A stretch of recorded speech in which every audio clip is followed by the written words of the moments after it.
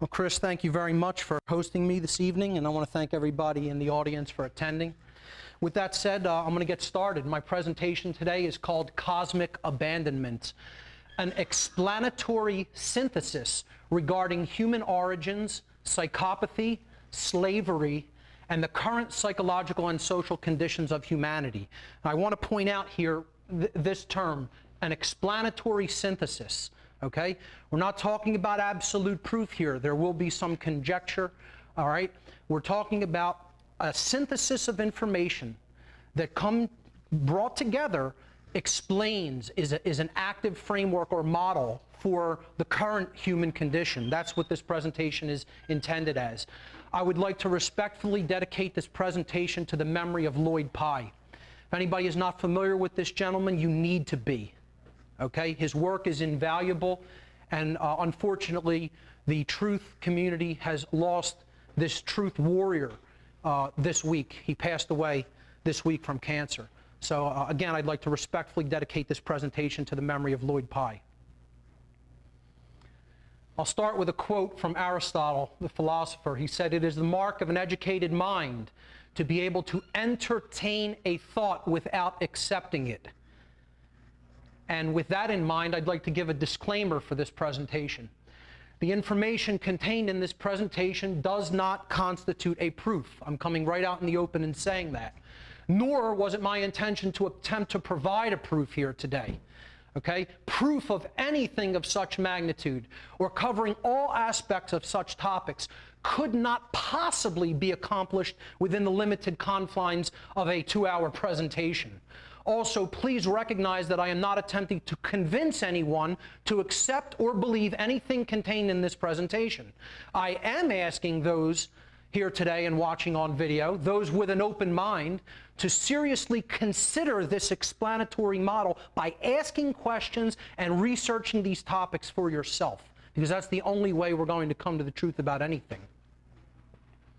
This is my third foray into the field of ufology in the form of a formal presentation. The first two that I gave this back in 2010. It was called Don't Count on Disclosure, and I went through all the reasons why not to expect disclosure from any kind of official channels. The second presentation was called Morality and Disclosure, and it involved the moral issues that are central to the ongoing cover-up of extraterrestrial intelligence and the UFO phenomenon in general. So this is my third active foray into ufology.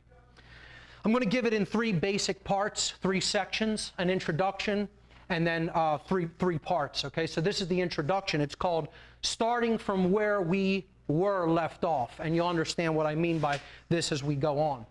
But when I say starting from where we left off, I mean this is actually a continuation of my work that I've done in other areas, like in What on Earth is Happening podcast series, on my radio shows, the interviews that I do on other people's shows, my video presentations, etc. I always give this caveat at the beginning of all my presentations. There's 5 essential boxes for human consciousness. There's 5 things that shut human consciousness down. 5 models that attempt to keep people rigidly inside of their walls, okay? And if you're inside these boxes, you're not going to expand your awareness to understand the actual truth of what's going on in our world. And those 5 boxes are politics, okay? So if anybody identifies with left or right, conservative, Republican, liberal, Democrat, etc., going to be sorely disappointed with this presentation. Religion in general, and by this I mean the cultural religions of the world. Scientism, not what I call real science, but what I call ultra-rigid skepticism in the form of quote-unquote science that's peddled for modern science in today's world. And of course the New Age movement, which I've done a lot of recent exposure of. The 5th one is the monetary system in general. The general belief in money, period. So if anybody's coming at looking at the world, their whole paradigm or worldview from any one of these boxes, good luck, because you're already putting yourself in a limited confines, and I don't think, many people who are looking at reality from one of these 5 perspectives is going to take a whole lot away from this presentation, because it's coming at it from a closed-minded perspective to begin with. And again, I would recommend not trying to filter this presentation through any one of these boxes. If you do, you're not going to get much value out of it. What I highly recommend is to try to shed these as much as possible to the extent that any of you here today or watching on video are in these boxes. And to really do that, what you're really saying is, I'm not going to stay in my comfort zone. I'm actually going to search for the truth that lies beneath. Okay? That's not really contained in any of those, that goes way beyond any of those 5 boxes. All right? So, with that in mind, starting from where we left off, my other work really covers that the current human condition is slavery. Okay? When people ask me what my work is about, I tell them it's about slavery and how to end it. Okay? Slavery and how to end it. And that usually gets people's attention. That perks them up a little bit and, puts them in a mode that, they can understand where I'm coming from usually. And, for people who don't understand this is the case of the world, they're also going to find this presentation difficult. All right? So a kind of a second disclaimer. For those who do not already deeply understand that the current human condition is slavery, and I'm starting with that as matter of fact. I'm not asking anyone to believe that. I'm telling you it's true. I'm stating it factually. That's the case. Okay? I fully recognize that at this point in time, if you don't understand our condition is slavery, you may not even be able to consider with an open mind much of the information in this presentation due to a lack of prerequisite knowledge. Meaning, if you don't understand that, I'm telling people up front you haven't done your homework and you don't understand where we're at right now. So therefore, hearing what I'm about to say, this is like the advanced class, let's put it that way, okay? So if people don't already understand this, it's going to be very difficult to hear what I'm going to say here today, all right? For those who haven't come to that understanding, this is a great site. This is my website. Go up to this site, listen to the podcasts in order, and your entire paradigm will shift if you have an open mind. If you could take that information in with an open mind and an open heart, and do your own due diligence, I think you'll start to understand the big picture of what's going on this planet. So check out whatonearthishappening.com. In whatonearthishappening.com, the main question that I have delved into up to this point is, why is this the current human condition? Why is the current human condition slavery? Trying to get at the underlying causal factors that have led to the condition that we are in now. Okay? So all my previous work has dealt with that question. Why are we in a condition of slavery? All right? And the answer to that is provided on that site. Now, what I'm going to do here is go even beyond that question here today. But I want to just summarize briefly, as quickly as it can be summarized. I'm going to attempt to summarize the answer to that question in basically 4 short sentences or 5 sentences, okay? The reason that humanity is enslaved is it does not understand natural law. It does not understand the spiritual laws that govern the universe, okay? And I call this natural law, this body of laws that ultimately govern behavior. I call it, I group it under this umbrella term, natural law, okay? Here's what natural law essentially is. Natural law is the body of universal, non-man-made, binding, and immutable laws which act as the governing dynamics for the consequences of human behavior. Now that's, a lot to say there in one breath. I say it's non-man-made laws that already exist in creation that ultimately act as the governing dynamics for the behaviors that we choose to enact. All right, that's what natural law is. Now, humanity doesn't understand natural law in the aggregate. There are individuals who do, but the aggregate body of humanity is completely ignorant of natural law. It's why we're enslaved. Understanding natural law, what is meant by that? It means truly having conscience, which is the definitive knowledge of the objective difference between morally right behavior and morally wrong behavior. That is what it means to understand natural law. Okay? Living in harmony with natural law, okay, is different than understanding it. One can even understand it and not actually accept it and enact it and live in harmony with it. Living in harmony with it means exercising one's conscience, or in other words, willfully choosing morally right behavior over morally wrong behavior, once that difference is clearly understood. When human beings, in the aggregate, the species, lives in harmony with natural law, and are therefore moral, again in the aggregate, it doesn't mean just the individual. When the aggregate of the species lives in harmony with natural law and therefore exhibit moral behavior, they become and remain free. When human beings live in opposition to natural law and are therefore immoral, they become and remain enslaved. That's how the dynamic of freedom versus slavery works, and this is what I call the law of freedom. That is the law of freedom. It has everything to do with morality and is totally, inextricably connected with morality and can never be separated from it. Okay? That's natural law in a nutshell, in about as quickly as it can be, condensed. I also talk about this concept, the one true divide, that there is only one true divide that separates humanity into two distinct types of individuals.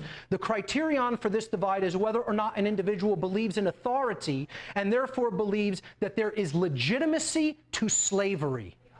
Someone who believes in authority believes that there is legitimacy to slavery. Again, I'm not asking anyone to believe this. I'm telling you that's the fact of the matter. That is the reality. Okay? And this is where my other work leaves off, explaining that this is the divide that needs to be bridged. All the other things that allegedly separate humanity, race, class, sex, religion, all this, they're all divide and conquer strategies. This is the real divide, where there really is two groups of actual different kinds of people on the earth. That's the real divide, and that's the criterion that separates them, whether they believe in authority vested in human beings.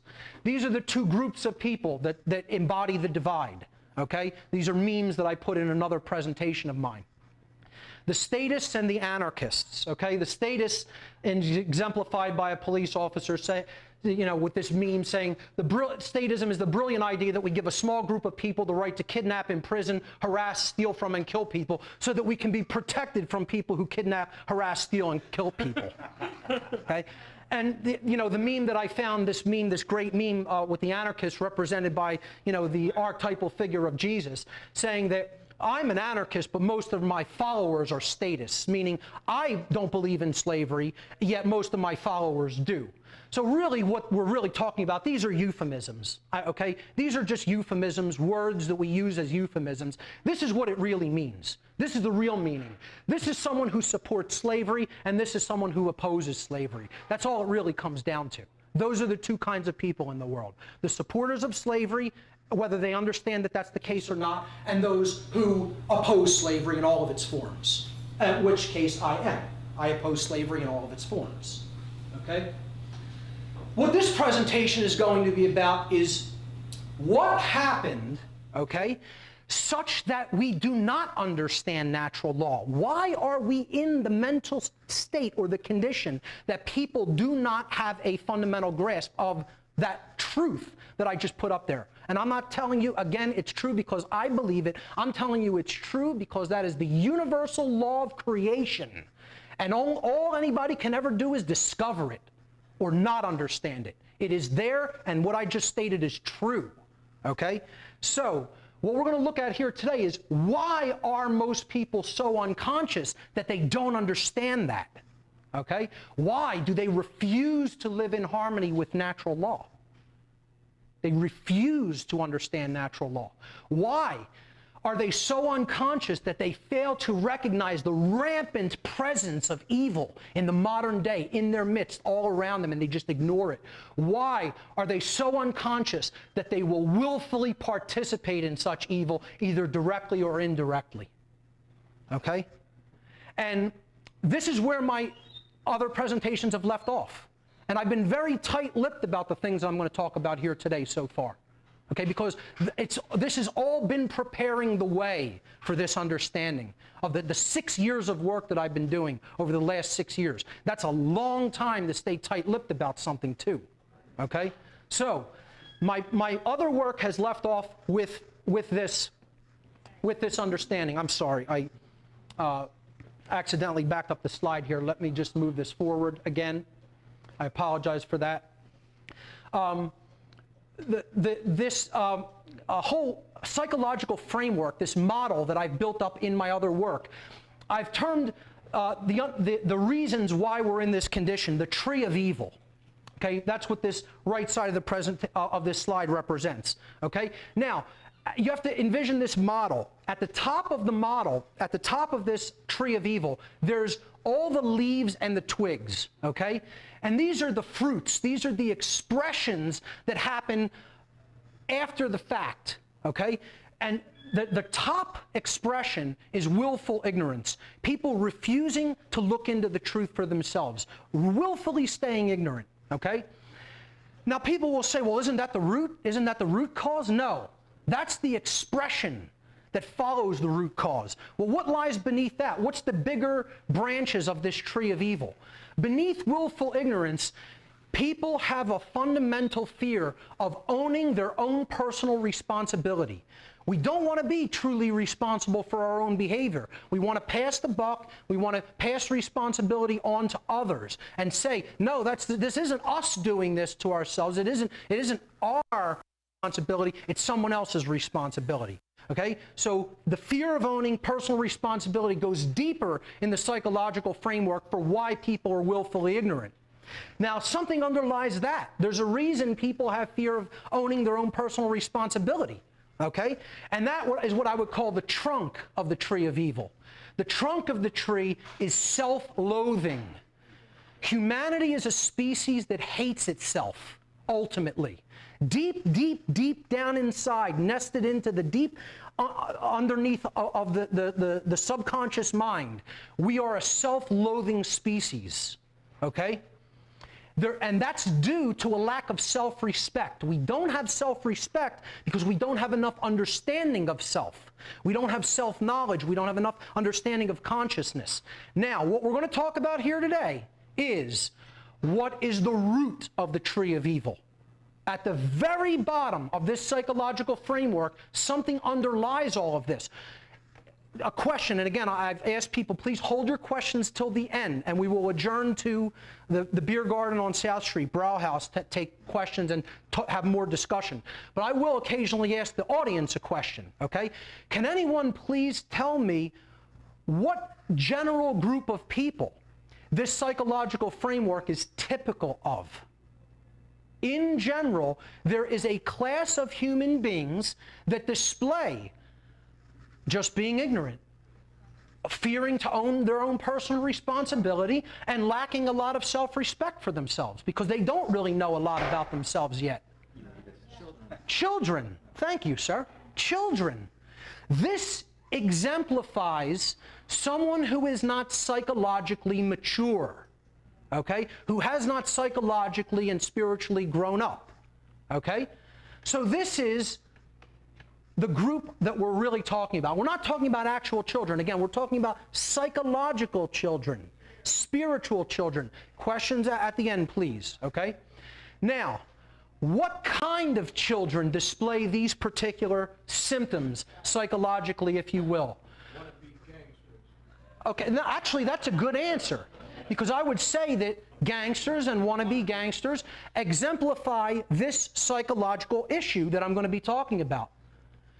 The answer here is abandonment issues. Parental abandonment issues. People who have in some form or another been let down or completely abandoned by the parental figures in their lives. And I would suggest everybody in this room and everybody watching has abandonment issues in some form or fashion or another, whether they even want to admit it or not. On my podcast in the future, I'll be talking about my own abandonment issues, because I had them. If you had them, you have them. And it means you're either dealing with them and you're healing them, or you're not. Okay? And largely what this presentation is going to be about is those who are not dealing with them and not healing them. Okay? So we're going to get deeply into what that is all about. People here today coming from the UFO area, as this is the Philadelphia UFO meetup group, you know, will say, well, what in the God's name does this have to do, foreshadowing there, have to do with these guys, what does this have to do with the entire UFO phenomenon? You know, what could all these psychological issues he's talking about possibly have to do with UFOs?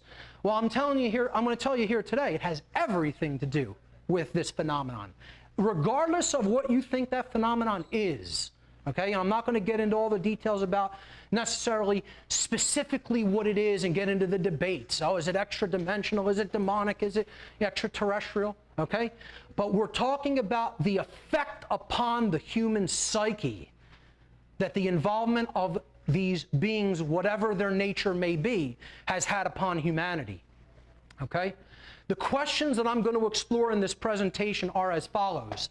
Why are there so many ancient accounts of extraterrestrial visitation to our planet, all so similar in the events they describe, yet all of them are just readily dismissed by modern academia as merely fantasy and myth?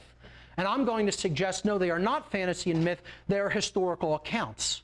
We just don't want to admit that they're historical accounts because of the implications that would bring up for humanity. Okay? Are human beings actually the progeny of an extraterrestrial species that came forth to Earth, came to the Earth millennia ago, as some ancient historical accounts suggest? Were human beings created by extraterrestrial entities as a hybrid slave species for unknown purposes related to an alien agenda? Other questions to be explored. Did our extraterrestrial parents inadvertently create a host of genetic defects in the human genome, in our species, including primary psychopathy, as a direct result of the imprecise genetic modification techniques they employed? Did our extraterrestrial forebearers provide to us our systems of government, money, and religion? And to what ends did they do so? What ends did they provide these systems to us for? What effect did our cosmic parents' quote-unquote disappearance have upon the collective human psyche? And how significant are all of these events to understanding the current psychological conditions in which humanity currently exists? What does humanity need to understand to rectify the deeply seated psychological trauma that it has accumulated over millennia as a direct result of its, quote, troubled childhood? These are the questions to be explored. Part 1, the story of our past. Now, in researching this whole topic over the many years that I've done so, you know, I've come across some excellent researchers. I'm going to talk about a lot of them later on. This is a guy who's a direct experiencer. Many people who are into the UFO phenomenon will know this guy. I've met him personally. I've spoken with him. I've been on a discussion panel with him. This guy is one of the greatest guys out there in the whole field of ufology. I personally believe his story, okay? And I just think he has incredible insight into the psychological issues behind the UFO phenomenon as well. His name is Travis Walton. People can check out his book, Fire in the Sky. In that book, he says this quote, "I have come to realize that the biggest problem anywhere in the world is that people's perceptions of reality are compulsively filtered through the screening mesh of what they want and do not want to be true, which is the worst way to research or look for the truth about anything." Okay? If I wanted this to be true, okay, I'd have to be pretty crazy. All right? I don't want what I'm about to come up here and tell you today to be true. I go wherever the truth or the research or the facts lead, and then adjust my perception accordingly, not the other way around. Trying to stuff the truth into your perceptions, good luck with that. Enjoy what you get on the other side of that, because what you're going to get on the other side of that is no clarity, no understanding. Okay? You have to go where the truth leads, and you have to put aside your personal perceptions, this screening mesh, as Walton calls it, of what you want to be true. We're not the arbiters of truth, folks. The truth exists independently from us, and it is there for us to discover or to remain ignorant of. Keep that in mind as a theme going forward. All right? Another quote from the spiritualist Anthony de Mello, he said, "It is a great mystery that though the human heart longs for the truth, in which it alone finds liberation and delight, the first reaction of human beings to truth is one of hostility and fear." And I expect it to be no different. I expect to go into a long line of researchers who have been attacked and have had people just totally launch ad hominem attacks against them instead of looking into the information that they're talking about. Fine. I'll accept going on to that chopping block with great pride, because I'll join a host of characters that actually have character, okay? And I'll go into that group gladly, okay? Yes? There are seats up here. We can fill in along the wall. Yep, still a couple of seats up here and back here, so come on up. So with that in mind, what we're actually going to be talking about here is occult information. How many people here expected today to be hearing about the occult coming to this meetup? Oh, great. So, okay, that surprises me, because that's good. More and more people, I think, are starting to understand what this is really about, that this is about the occult, and this is about occulted knowledge. But, you know, going into the derivation of words, the etymology of words, what occult actually means is, it's derived from the Latin adjective occultus. Occultus means hidden, okay? Occultus, the Latin adjective, means hidden. And the Latin adjective occultus, in turn, comes from the Latin verb occultare. Occultare, as a verb, means to hide, to conceal, or to keep secret. So when we're talking about information that has been occulted, you know, when people hear the word occult, they think about stuff like this. And I'm not telling you that's not part of the occult, because it is, but we're really trying to get at the root meaning of the word, and the root meaning of the word is hidden. Occult means hidden knowledge. Knowledge that has been occulted has been hidden from other people's view for a reason, okay? And that reason is as follows. Such knowledge has been deliberately hidden in order to create and maintain a power differential between those who hold that knowledge and those who are ignorant of it. We've all heard the phrase, knowledge is power. Okay?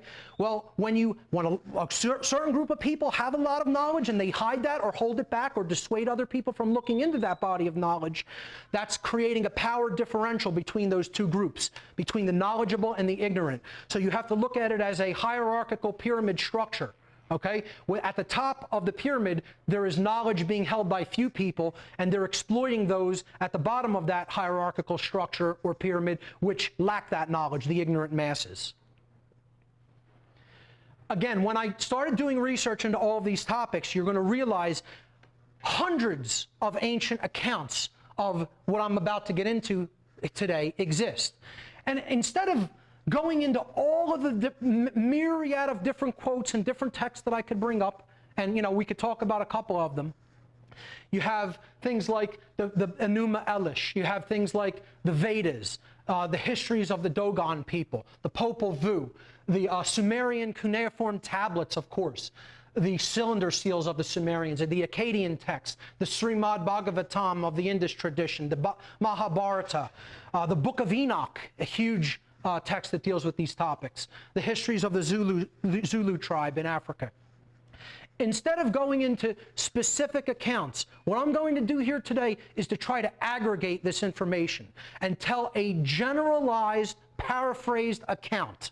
Okay, up front, I'm explaining that's what I'm going to do. This is a generalized, paraphrased accounting of what I feel from all of these ancient texts actually occurred in the ancient past. Mainstream historians, archaeologists, anthropologists, and academia want to tell you all of these things are just the imagination of primitive peoples. Okay?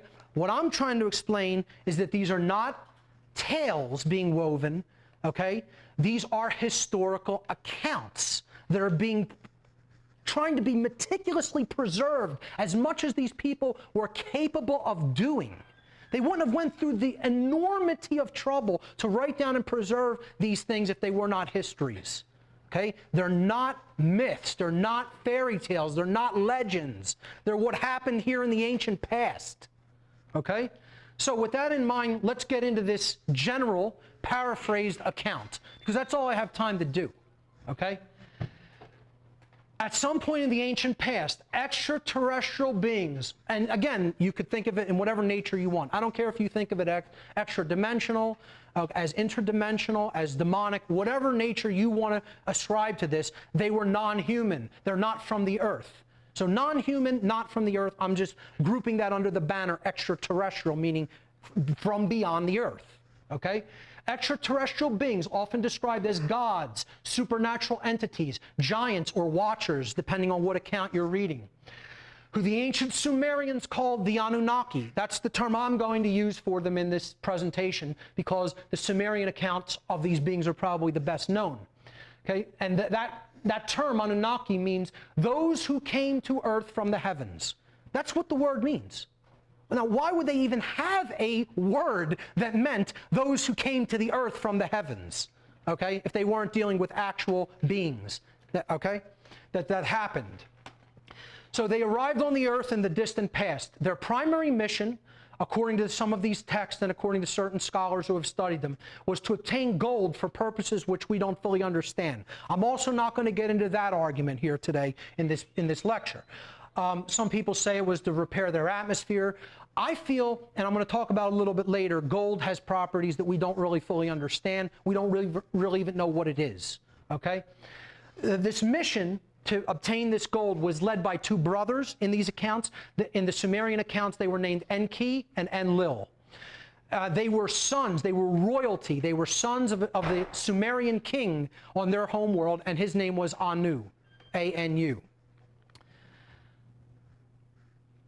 After their arrival, these beings started putting many of their own people to work in mining excavations in the area of the world that we now call Southern Africa, Southeastern Africa specifically, a region which they called the Abzu. Abzu in Sumerian means the deep. Now, people will say that that meant spiritual waters. I'm suggesting that it actually meant under the earth or somewhere deep underneath something in the underground, like a mine, like a subterranean mine or cavern, okay? After realizing that they did not have enough manual laborers on this mission to obtain the quantities of gold they required, their leader, Enki, devised a plan to create a slave species by genetically modifying an existing hominid species that was indigenous to the earth. The Anunnaki would use these new slave species to do their gold mining work for them. In this cylinder seal, you see Enki here, who is depicted as the Lord of the Waters. He was also called the God of Earth. Ki is the name for earth in their tradition, in the Sumerian tradition. Enki means God of Earth, okay? So he was also the God of the waters, or the seas, okay? And here you see this area here represents the Abzu. Okay, and you see another Anunnaki. The Anunnaki are going to be depicted by these conical hats that they're always depicted wearing. We'll look into that later. Okay, and you see one of the workers here in the Abzu. All right. This plan is summarized in the following exchange between the two brothers. Enki says, the beings we need already exist. They live in the Abzu and walk erect on two legs. My son, Ningizida, has tested their DNA, which they called the life essence, and it is similar to ours. We can combine our DNA or life essence with theirs to create primitive workers who are intelligent enough to understand our commands and handle our tools, and they will do the mining work for us, and relief will come to our people. Enlil answered to his brother, slavery was abolished long ago on our planet. Tools are our slaves, not other beings. You are suggesting creating a new species which did not previously exist. Such creative power belongs to God alone. So his brother is horrified by this plan to create a slave species. He's saying, you're trying to play God. That's not why we're here, okay? And again, these are the two brothers. There's Enki, and I believe that's a depiction of Enlil. Okay? This plan is summarized in the following exchange. This is continued. Enki replies to his brother, they won't be slaves, but helpers. See the euphemism here that he's using? They're not going to be slaves, they'll be helpers. We won't be creating a new species, but taking one that already exists and giving them more ability by making them more in our image and likeness. Okay? Again, we're going to hear a lot of quotes that go hand in hand with biblical accounts. All right? This can be achieved with only slight changes to their life essence. Enlil replies, "This isn't to my liking, and it's forbidden by our mission plan. Our purpose was to obtain gold, not to play God." The Anunnaki decided to put the matter before Anu, their king, and on their planet, Anu convened the Council of Elders, who ultimately decided to go ahead with the plan to create these workers. After many failed attempts, and I believe some of these failed attempts were depicted by the Sumerians. Here's Enki again with Anunnaki helpers bringing one of these hybrid failed chimera species before him, who he's going to say, you know, dispatch this, it's an abomination, it didn't, the genetic hybridization we're doing did not work, okay? He's saying, well, after many failed attempts, the Anunnaki successfully created a hybrid finally by fertilizing the ovum of an Earth female with the sperm from an Anunnaki male and inserting the fertilized egg into the womb of an Anunnaki female, artificial insemination, in other words. A male hybrid was born and was named Adamu. And again, you'll see the similarity to the biblical term Adam. Okay, the first man. This was the first hybrid species created by these beings. Adamu meant one who is like the clay from the earth, one who is like Earth's clay or Earth's dirt. Okay, they then created a female hybrid so that the new worker species could procreate on their own so that they could obtain the numbers they needed to do the mining work. They called the female hybrid Tiamat, after the ancient planet from our solar system, which was partially destroyed in a celestial collision in the ancient past, what we now know as the asteroid belt. They took the prototype workers, which they called this species Lulu, L-U-L-L-U. They took the prototype workers to a place called Eden, which many researchers believe is in western Iraq, near the Anunnaki base, which they called Eridu. Okay? They were to be bred there in mass numbers, but the Anunnaki's breeding program did not work as expected because the female workers turned out to be incapable of bearing children. And here you see a depiction of this genetic hybridization. The tree is always the DNA, the life essence was always depicted by the tree of life. Here you see a human, probably the Tiamat species, the feminine hybrid worker, being created by the female geneticist in their laboratory, which was always depicted by the Sumerians as being a working place with many clay vessels, which you could look at as test tubes, okay? Meanwhile, the Anunnaki workers in the mines of the Absu were running out of patience and were on the brink of mutiny because they were being worked so hard. Many people called these workers the Igigi, which were like a subclass or a worker race that the Anunnaki brought with them on their missions to mine resources from other worlds. Okay, Enki decided to have his son Ninghazida sequence the genome of Adamu and Tiamat, the Lulu species, to determine why they weren't procreating. All right.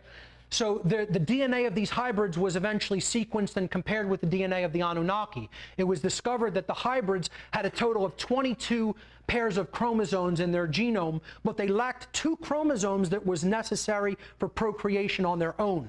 A pair of chromosomes were taken from the Anunnaki and spliced into the Lulu's DNA. Okay? So this again is Anunnaki geneticists working with the sequenced or expanded DNA tree, what they call the life essence or tree of life. This genetic manipulation is described in the following account. Ninghazida caused a deep sleep to descend upon Enki, Ninmah, Adamu, and Tiamat. Ninmah, another one of the geneticist Anunnaki. He then extracted DNA from the rib of Enki and inserted it into the rib of Adamu. Again, this dovetails and goes hand in hand with the biblical accounts of humanity being created, or other groups of human beings being created from the rib of Adam. Okay? He then extracted DNA from the rib of Ninmah and inserted it into the rib of Tiamat. He then awakened the 4 of them and said to Enki, 2 chromosomes have been added to their DNA. They're now capable of procreating on their own. The new hybrids were returned to the orchards of the Eden, where they became aware of their nakedness and ability to procreate. Tiamat made aprons of leaves for them to wear so they could be distinguished from the other animals. Again, this dovetails almost exactly with the tales from Genesis.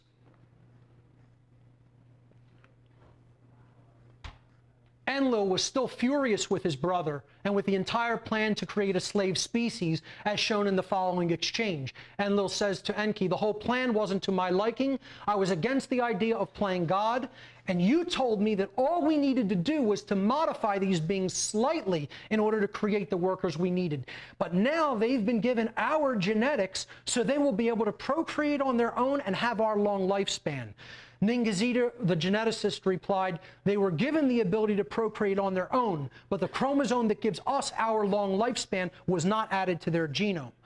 Enki replies, "What choice did we have?" to his brother, "To end our mission in failure, or to do what was necessary, and by giving them the ability to procreate, let our new workers undertake our labor for us." So Enlil finally capitulates to the plan, goes along with it begrudgingly, and he says, well, then if that's the only way to do it, then let them be expelled from the Eden to the Absu, where they are needed to do the mining. This is the expulsion from the garden, or in other words, the fall of man story, told in much more detail and emphasis in the Sumerian accounts. And again, here you see Enki, along with, and I might have to change my battery, folks. You might have to bear with me, because I think my battery died. No, there it goes. Okay, it's back. Let me just go back, step back to that slide briefly. There you see again Enki, the god in these accounts, meeting with, possibly one of the geneticists, and this is the tree of life, or the DNA essence being worked with. The new slave species proved to be too intelligent still, and therefore too difficult to control. And this is my conjecture. It was probably either because of the infusion of the extraterrestrial DNA that they received that made them too intelligent, or possibly because the geneticist that did this hybridization left too much of the native Earth species, the indigenous hominid DNA in the genome. Whatever reason, the mixture was not right, and the beings were still too intelligent. Okay, so other modifications were eventually made to the worker species DNA to dumb them down even further, to make them more easily controllable. This further genetic modification resulted in large portions of disconnected and non-coding DNA in the human genome, which modern scientists have often called junk DNA. I don't think it's anything but junk DNA. It's non-coding DNA that was possibly deliberately disconnected, okay? Deliberately made non-coding. This process may also have resulted in the 4,000 plus genetic defects in the modern human genome, including primary psychopathy, which I'm going to talk about a little bit later. Just look at this recreation of a stele out of this, the ancient Sumerian culture. Okay? Clearly, these giant beings enslaving normal human beings, having them on chains, okay? Stepping on them, and putting them to work in the Absu, which this region is depicted as, putting them to work in the mining regions. To me, it's very clear. Well, let me just tell you something, folks. All of this will be debated and debunked. It's all been debunked. All of it's been debunked. Okay? This will be no different. And I fully recognize and understand that, and I don't care one bit. To me, this model makes more sense than anything else we've been told. And it's there in the ancient accounts if we want to stop looking at it as myth and legend and start looking at it as a historical account. But it's all been debunked, and you could find 10 billion ways that it's been debunked. And I would suggest the people who are these debunkers, who I'm going to talk about a little later on, they're psychological children who don't want to deal with the implications of this information. That's all. They don't want it to be true. That's the only reason they continue to debunk it. It's not that they want to look and find the truth. They don't care about what the truth is. They want to keep their tenure in their universities, in academia. Okay? They want their books to continue to sell because they're looked at as the leading authorities on the particular subjects that they talk about. They don't give a damn about what's true at all. At all. Okay? So with that having been said, let's move on. Genesis chapter 11 describes this further degradation of early humans. The whole earth was of one language and one speech, and the children of men said, "Let us build a city and a tower whose top may reach unto heaven." And the Lord came down to see the city and the tower which the children of men had built. And the Lord said, "Behold, the people are one, and they all have one language, and this is what they begin to do. Nothing which they can imagine will be impossible for them to do soon. So let us go down and confound their language, that they may not understand each other's speech." And from that time forward, the Lord scattered them upon the face of the whole earth, and they stopped building the city. Of course, this is the biblical account of the building of the Tower of Babel and its subsequent destruction by God. I would suggest this is the human species that was too intelligent, the worker species that was too intelligent and was further dumbed down by the gods, by confounding their language, the language that we are all made of, which is DNA. Okay? The Anunnaki continued their efforts to control the new slave species and to put them to work in the most efficient ways possible. They greatly differed on the best ways to do this. See? So they wanted efficient workers. This should sound familiar as well. That's what the ruling class still wants, efficient workers. They don't want smart, informed, intelligent people who understand what's going on. They want efficient workers. Okay? So that's what the Anunnaki were looking for. They just had debates and arguments amongst themselves and what was the best way to do that. Did you want direct, brutal, overt control? Or did you want to make the human workers appear as though they were in control? Did you want to give them systems where, oh, you'll have some responsibility over this other group of people. You'll be in charge. Okay, did you want to do it through covert control, making the slaves believe that some of them were in charge? So that was the debate that went on between them. They greatly differed on the best ways to do this, so a deeper divide formed between the commanding brothers. Enlil, who hated the whole plan from its inception, preferred to rule the humans with an iron fist, which he felt would successfully end the mission as soon as possible, allowing him to return to the Anunnaki homeworld and assume their throne. While he, he was the first in succession because of certain types of succession rights that they had on their planet. And when they went back, he was going to actually become king after his father Anu. Enki, the other brother, on the other hand, who came up with the plan to begin with, he looked at human beings, or this new slave worker species, as his own creation, like a father might look at his children. Okay? His method of control was indirect or covert. He gave to the worker species different systems of belief, including religions, governments, and monetary systems, in order to get them to comply with the Anunnaki's commands willingly by allowing some of the humans to believe the notion that they were in control. So that's what these systems were for. Belief systems, including religion, government, and monetary systems. Some depictions of the gods giving the human, chosen class their systems of control, so that a certain group, a smaller subsection of humanity, would then direct and exert control over the larger masses of humanity, and therefore would make the extraterrestrial beings work easier for them. Again, here's Enki, and here's him giving the obviously smaller and subservient human beings approaching his throne some technology. Eventually, Anunnaki males began to take human females as sexual partners, and offspring were born that were another hybrid species with more Anunnaki DNA. They were referred to as demigods, as they were not fully Anunnaki, quote-unquote, gods, nor were they fully human. This interbreeding is described in Genesis chapter 6.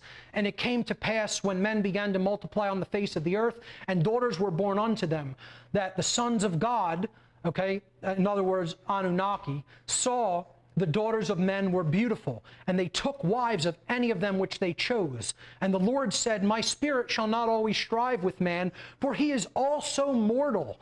Yet his days shall be no more than 120 years. He is also mortal. So he's saying here, we may be mortal, even though our lifespans are tremendous in comparison to theirs. If we want to exert real control over these people, we have to make sure that they have a short lifespan. They can't have anywhere near our lifespan. Again, this goes hand in hand with the account of genetic hybridization I just spoke about. Okay? There were giants in the earth in those days. And the biblical term is Nephilim. And also afterward, when the sons of God came unto the daughters of men and bare children with them, the same, their offspring, in other words, became mighty men of old, the men of renown, or in other words, the demigods. Again, this is talked about in Greek mythological accounts as well. While interbreeding with the new slave species was also forbidden by the mission plan, the Anunnaki on the earth used this to their advantage by placing these, quote, demigod offspring into positions of royalty and authority on the earth. So again, they weren't full Anunnaki. So they took them, they put them on the earth, they let them stay on the earth, and they appointed them to positions of priesthood, royalty, and governmental authority on the earth to make it easier for them to control their slaves. In this way, they interfaced with and controlled the growing human population more easily. And again, here you see, I believe this is Enlil in this plan, and he's or it might be Enki, and he's meeting with certain chosen demigods to basically appoint them to positions of royalty on the earth. Eventually, in their competition to control the slave population, skirmishes and even all-out wars broke out on earth between different factions of gods and demigods, trying to control their different sects, different portions of the human population, of the slave population, which was exploding at this point into areas that the original extraterrestrial beings did not even want human beings exploding into. They couldn't control the population growth of their slave species, and they were getting out of hand, okay? Even the dumbed-down Mark II variant of them. So, you know, we read about in some of the ancient accounts like the Vedas and the Mahabharata, you know, about these wars between the gods and demigods. And this is a picture, a rendition of some of the craft that are talked about in the Vedic tradition of Vimanas, they're known as. Sometime later, a cataclysmic deluge swept over the earth, wiping out much of humanity. And this is debated. Was it a natural event? Was it a deliberately created event? But leaving small pockets of survivors. Some researchers believe this was a natural event, which the Anunnaki knew was imminent, but were incapable or unwilling to prevent. Some say they just allowed it to happen and agreed to just allow it to happen and get rid of this problem because they were nearing the completion of their mission. Okay? Others believe it resulted from a physical pole shift which was deliberately created, deliberately caused by a faction of the Anunnaki led by Enlil, using advanced technology in order to eradicate humanity, a species which Enlil saw as an abomination that never should have existed in the first place. Okay? So again, it's the big debate between let it happen or made it happen. That should sound familiar also, 9/11. Okay? This was going on back then too. The prelude to the deluge is described in Genesis 6. God saw that the wickedness of man was great upon the earth, and that every thought of his heart was evil continuously. Now, when you read the word God, just put Enlil in there, okay? He saw that the wickedness of man was great. He realized, we dumbed this species down. We made a species we had no right to make. We dumbed it down genetically so badly that they are a moral abomination. They treat each other like horrifically. And even the demigods that our people bore with them treat them horrifically. Enlil wanted to wipe it all out.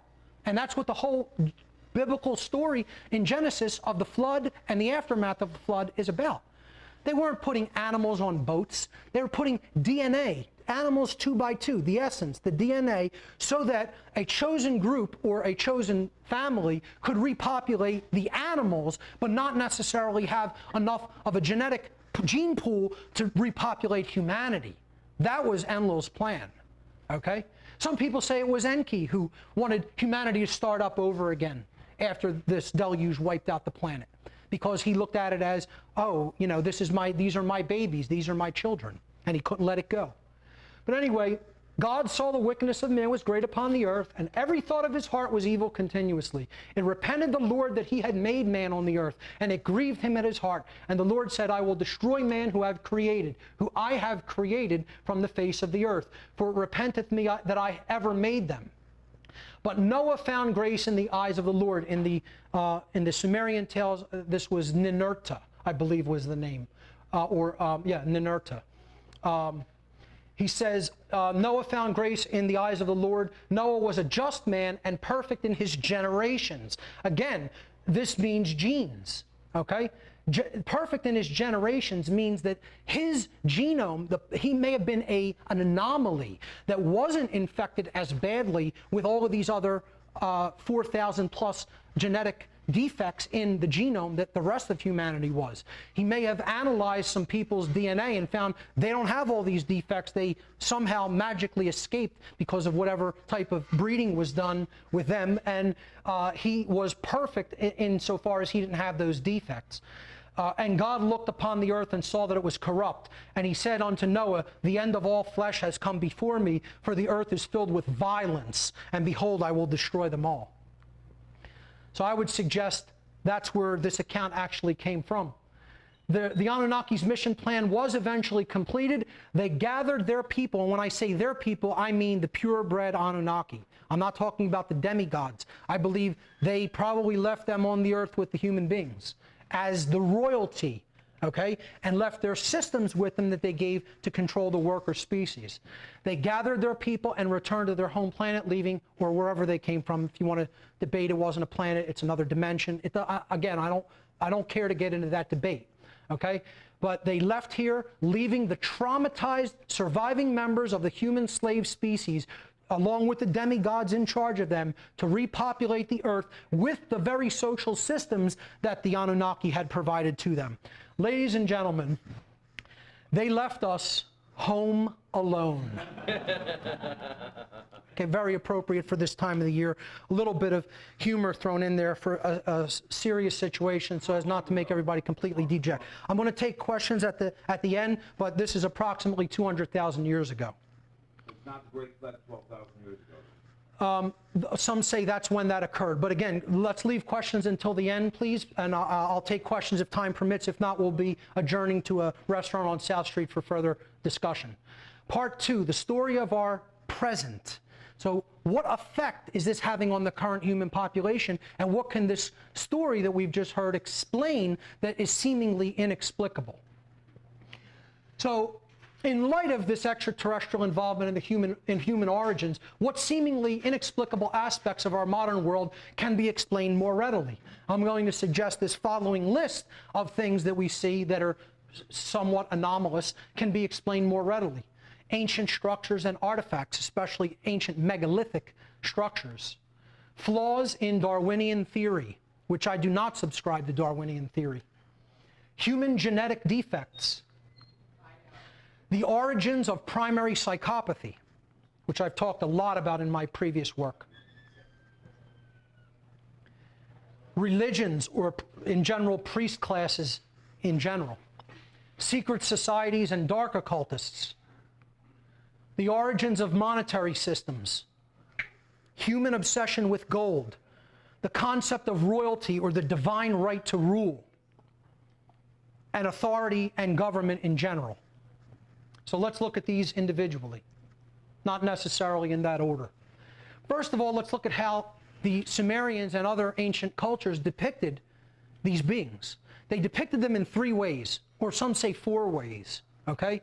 The first was largely human, but dressed completely differently than most other humans in royal garb, okay? But you see that it's a human being, or potentially a human underneath, all right? So he just is dressed like a huge fish. Now, they depicted them as fish, birds, serpents. These are the 3 types of animals: fish, birds, and serpents, for different reasons. Again, this was like scales, because that's what their skin was like. It wasn't like our skin.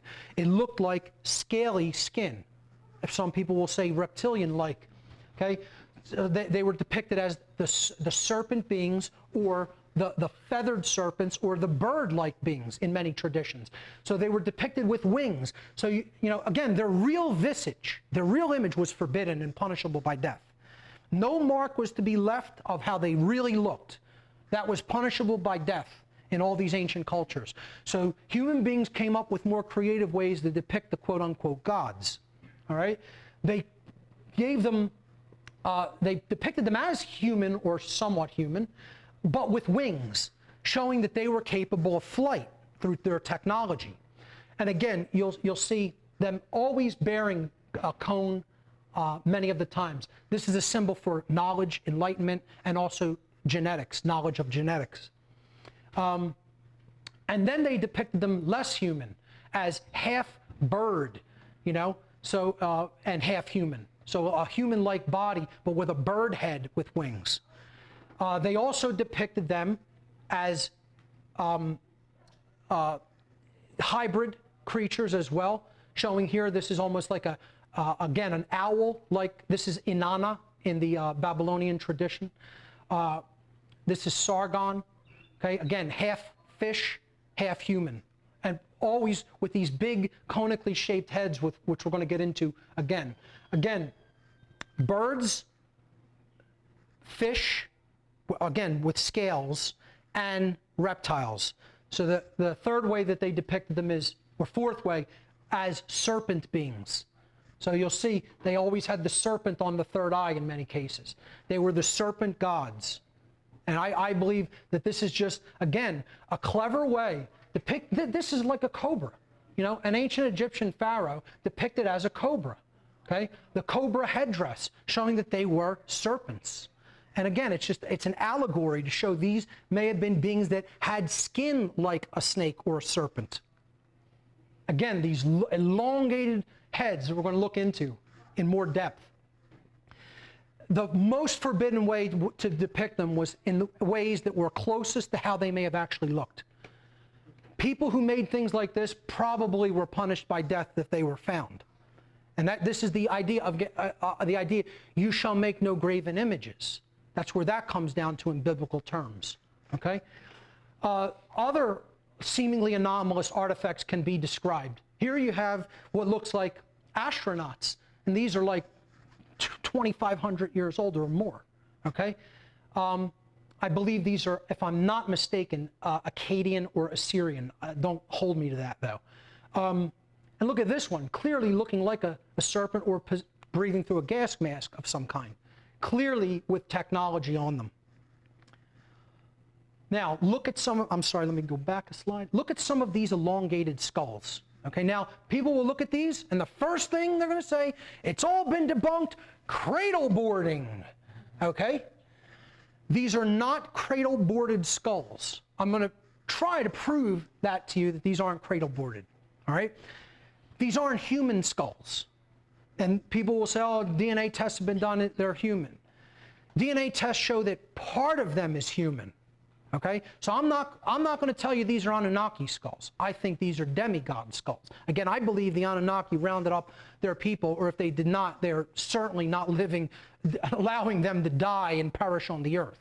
But I do think these may be hybrids between the original beings and their creations, which was forbidden for them to be doing, but they did it anyway. The sons of God coming unto the daughters of men. So when we look at these skulls, they only have one parietal plate. All human beings have two parietal plates. Okay? These beings were born with these so-called anomalous features. Just let's look at a few of them, and I'll get into some of that, how this is not cradle boarding. Secondly, they're of enormous size. The cranial capacity holds up to 300 or 400 cubic centimeters more brain matter than a human being. Cradle boarding does not change cubic volume of the skull. All it does is compress the skull, but you're not going to make it hold more cubic volume of brain material. In this case, these skulls hold upwards of 30% more brain material, 1/3 fully larger than a normal human brain capacity. And again, you'll find anthropologists, archaeologists, traditional academic historians that will debunk all of it in the most ridiculous ways they can debunk it, because they will say anything not to get people to start studying this information. They want the occult to remain the occult. They want it to remain hidden, because the best way to control somebody is to cut them off from their origins. You cut off a people from their true origins, and you own them. You own them. And that's what they're trying to continue. Okay? Look at the height on that. You're not going to accomplish that in an adult with cradle boarding. I don't care how much you cradle board a child. You're not going to accomplish that.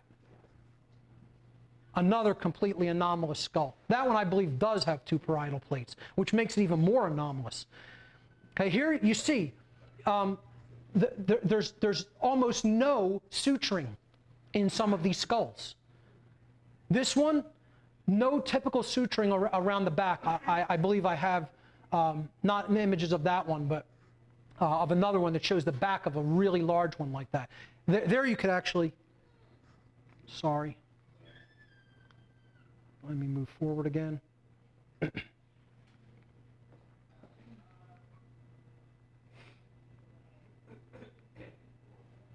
Yeah, here you could see, this is one plate going all the way up and all the way around. Hardly any suturing in the skull. A huge one, much larger than a typical normal human skull. Some with hair left intact. Okay, here's a comparison. That's a normal human skull. That's one of these skulls. Now, people will say this is cradle boarding, okay? This is what a cradle boarded skull looks like. That's an example of cradle boarding in an infant or, you know, a very, very young baby. And then that's an extreme example of cradle boarding. Now, you could get it to look like that, but you are not going to change the cubic volume of the brain material, all right? Cradle boarding is a type of skull binding that leads to cranial deformation. And it can account for some elongated skull findings. But many others appear to be genuinely anomalous, having just one parietal plate and a heart-shaped dome at the rear of the skull that cannot be achieved through cradle boarding. Okay? So I believe what the ancients and even some modern people are doing with cradle boarding is to try to emulate the look of the gods. They're trying to emulate the look of what the gods and demigod skulls looked like. I believe that's what circumcision is also about. Circumcision is about trying to emulate the look of the gods, the penis, the phallus of the gods. Okay? This is a normal human skull, A, up here. Okay? B is what an extreme example of cradle boarding ends up looking like. Again, these are all oriented in the same basic direction. Front of the skull at the bottom, back of the skull, parietal plates, occipital plates. Okay? This is a cradle boarded skull, and you see here's the plate that divides the frontal lobe plate from the parietal lobe plates of the brain. Okay? And you see this suturing pattern that goes, you know, this goes across, and then you have the suture that goes across the middle of the top of the head and separates the two parietal plates. This one has no such suture. It's all one huge skull cap, one parietal plate. Okay? This is an overhead view of one of these skulls. This is the front of the head. This is the back. Again, the elongated back. Okay? One suture across that part, separating the frontal plate from the parietal plate. One parietal plate. Whatever that is, it's not a normal human skull. Okay? And look at how they depicted these beings. We have some of these skulls. This is how they were depicted. Always with these headdresses covering up the elongated skull. Okay, again. Constantly in all the pictures. I'm sorry, let me step that back. Again, an elongated skull. In royalty, the royalty is always depicted as having these elongated skulls. Not the general population. The royalty here with Akhenaten and his family. Enki. I believe that's Akhenaten again.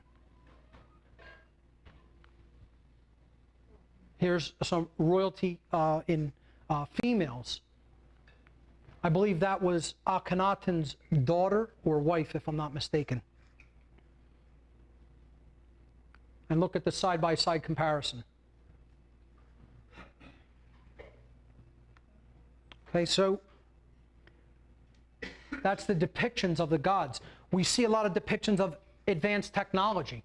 Okay, I believe this is at Dendera, if I'm not mistaken. They depicted these possible form of power generation that was being done by some of these beings. And you see, again, the size difference between the gods and demigods and the regular humans. When you look into the ancient megalithic structures, you're going to see clear signs of machining, if you're honest with yourself. They didn't carve these things with copper tools, folks. Okay? The architecture is so unbelievable, would have a very difficult time accomplishing it today if we could at all. All right? Now, this is at Abydos, which is a really a holy center in Egypt, in the Egyptian religious tradition. They claim this is overlapping of two pharaonic seals or cartouches, and that the Egyptians left the old one up and carved over top of it. It would be the only place that the ancient builders in Egypt ever did this, instead of taking down that facade and putting a fresh one and putting it up in place. But no, they in millions of other places, they would never have dreamed of doing that in their architecture and building techniques and styles. But in the holiest place of Egypt, they decided, let's not take the time and just let's carve this cartouche over an existing one. I don't buy it. I don't accept that as an explanation. I don't care how many historians tell me that that's the case. I don't accept it as an explanation because it is anomalous according to all the ancient building techniques, and they just wouldn't have done it out of, I don't even care if you didn't want the other pharaoh's name seen like they did with certain people like Hatshepsut, etc. Okay? They would not have done this at the temple, the temples at Abydos. Wouldn't have been done. Okay? So I do believe that this does depict some ancient technology that they used. Again, genetics, always depicted as the tree of life or the separated world tree. And I believe that this may have depicted by the Sumerians, depicted that these beings did in fact fly in hovercraft or anti-gravitic craft. And here, again, fish god depicted. And we'll see that in a moment. The ancient structures that we find all around the world, they came from a unified world civilization that existed in the past. We cannot duplicate this technology today. We couldn't build the pyramids of today. Could not build the Great Pyramid with all the technology that we have, with the precision that it is built. Couldn't be done. Okay? And then people never ask the question, why? All the debunkers want to debunk all the methodologies. They never want to ask the question, why was it done this way? Why? Never talk about that question. That question is forbidden. God forbid we ask that question. The megalithic builders built things we could scarcely approach in the modern world at places like Egypt, at Machu Picchu in Peru. This is Sacsayhuaman outside of Cusco in Peru. Look at the building technique of these blocks. They fit together so perfectly, you couldn't put a razor blade, a thin razor blade from a utility knife, could not be inserted between any of those stones. We don't have that type of construction ability today, and especially with completely irregular geometries. And people will say, they shaped these with copper tools. Right. Copper tools that are 7 times less hard in hardness than this stone. 7 times less hardness. You're going to shape stones like that. Good luck. I mean, the explanations are so ridiculous. They're joke laughable. Joke, big belly laugh joke laughable. Okay? This is a stone that was being quarried near Baalbek in Lebanon. 1,200-ton stone that was abandoned. We don't know why. 1,200 tons. 1,200 tons. The Osirian temple in Egypt. Okay? The older construction that was built on top of this, you could see up here, is nowhere near this type of megalithic construction. And these are like 20-ton stone blocks, some of them up to 40 tons. This is Baalbek, Lebanon. This stone is estimated to be 800 tons to 1,000 tons. And this is another megalithic construction in Bolivia. This is Pumapunku. And you can see clear signs of machining. If you look at Pumapunku, they actually have small drilled holes through some of these stones. Look into this site in Bolivia. Unbelievable, clear signs of machining, and yet classical archaeologists and anthropologists would say, no, these stones are not machined. I mean, a modern engineer can look at this and tell this is machined. That's not carving, that's machining. I mean, but it's like, it's the same way we can look at the buildings coming down on 9/11 and say that's a collapse and not an implosion, you know? People will dream up what they want to dream up because they want something to be true or they don't want something to be true. Keep that quote by Walton in mind. Yeah. This I'm going to bring in from some of Lloyd Pye's work, again, who this presentation is dedicated to. These are 12 ways that Lloyd Pye talked about that human beings aren't actual primates. That, you know, classical anthropologists say that we're primates and descended from primates, but really we don't exhibit the characteristics of primates. Human bones are much thinner and lighter than primate bones. This is a human finger bone and a primate finger bone, a human femur and a primate femur. The density is nowhere near each other. You know, if we're supposed to be, you know, advanced evolutionarily from the earlier prototype, it looks like we took a step back. We're much weaker than they were, okay? Our muscles are 5 to 10 times weaker.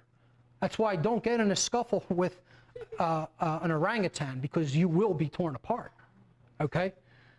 Skin is not well adapted to direct sunlight, our skin, whereas they are naturally adapted to living on the earth outside. We're the only really animal that is not adapted to living on this planet, if you think about it. We're not naturally adapted to living on the earth. Why would we be the only animal that's not naturally adapted to be living on the planet in which we're supposed to put supposedly the epitome of evolution on?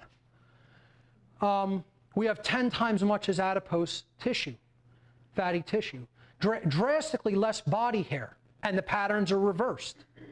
Hair on the male front as opposed to, you know, the backs, whereas apes have hair on the back and a hairless front. Head hair and nails must be trimmed for us, not with hominids. Skulls and brains are completely different, okay? You know, these are hominid skulls, and there's a human skull, and no missing link has ever been found. Scientists are telling us, since the whole theory of Darwinian evolution has been concocted, that, oh, you know, we're going to find this missing link. We're going to find the evidence of transitional species. Darwin himself would have been opposed to his own theory today.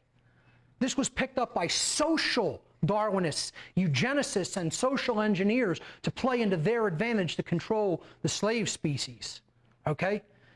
No transitional species have been found between the hominids and humans. It's not there. You know what? It's not going to be there. It's not going to be found. You want to know why? Because there is no connection. There is no connection, okay?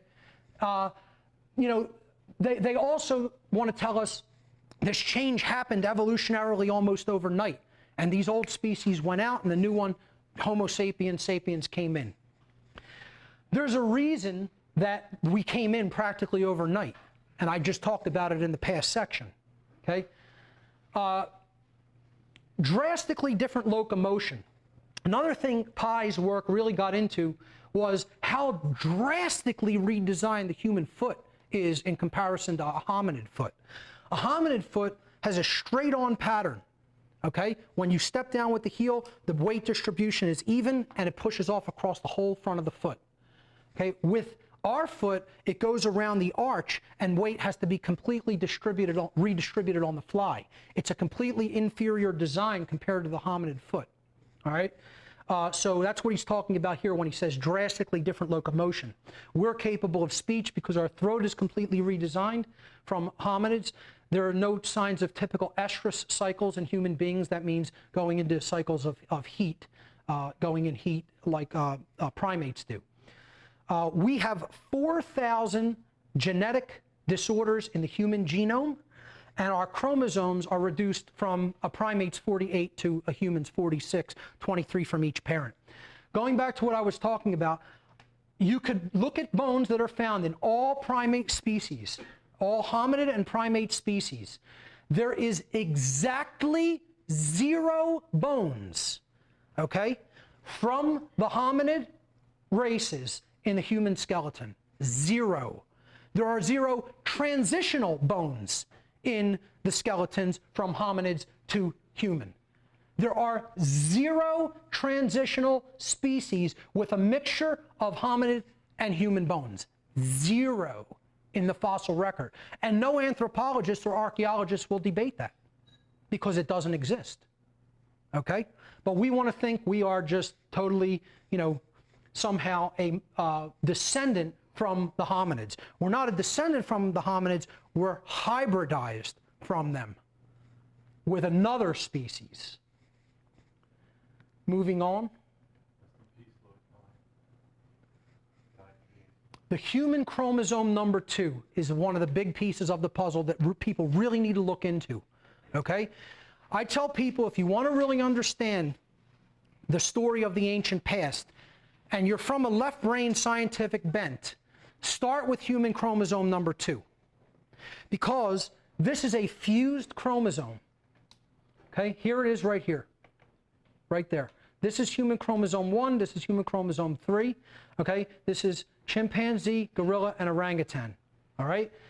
You could see the difference in the hominid chromosome number 2.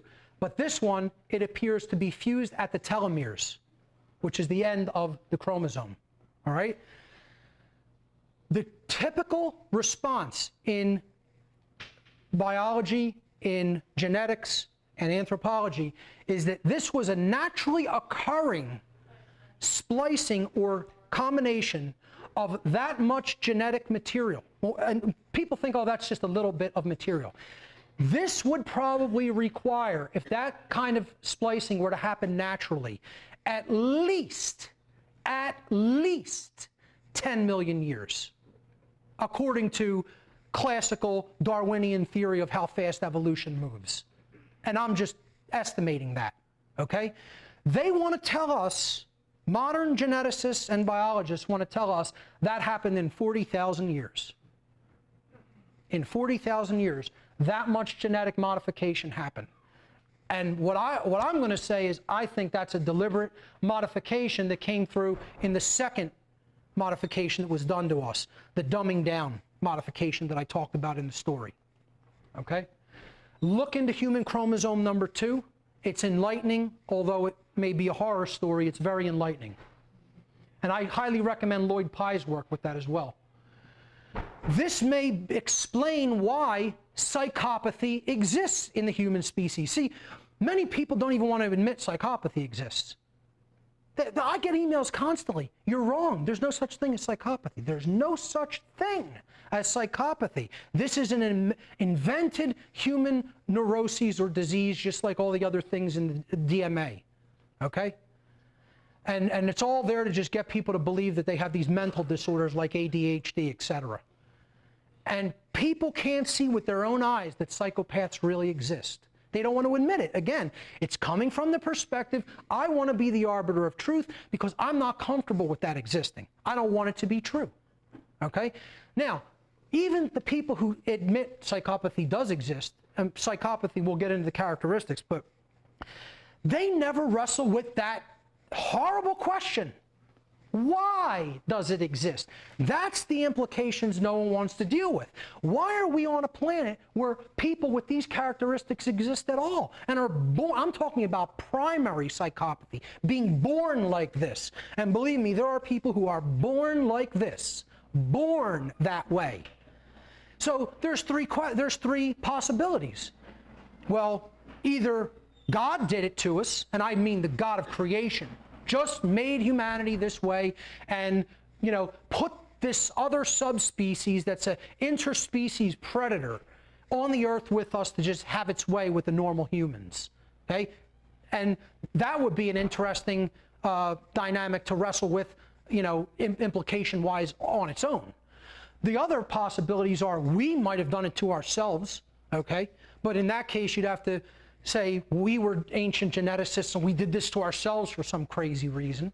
That doesn't resonate with me. The other thing is it happened as a result of this ancient hybridization that was done to us by another species. I don't really think you can have any other possibility where people say, oh, it just crept into the human genome by genetics. I don't see evolution just doing that naturally. Having a subspecies with all these characteristics, which are the characteristics of a psychopath. Let's look at what they are. The absence of any conscience or empathy, inability to feel. And there's a reason for this. The psychopath has a malfunctioning midbrain. The midbrain, which is called the limbic system, doesn't work normally. It's electrochemically malfunctioned in comparison to a normal human brain. So when the midbrain or the limbic system is malfunctioned, it doesn't produce the chemical, the neuropeptides that go into the bloodstream and enable the human physiology in the body to feel emotions, to actually feel what we do to others. That doesn't work in the psychopath. That part of the biochemical interaction between the brain, the neuropeptides, the human nervous system is broken in the limbic brain in a psychopath. It's broken from birth. This is also, just so we're clear, this is also something that is capable of being created through social conditions. Social conditions can breed secondary psychopathy. I'm not talking about secondary psychopathy. People being in a situation that puts them under such chronic stress that their brain starts to work like a psychopath, a real psychopath's brain. There's two kinds of psychopaths.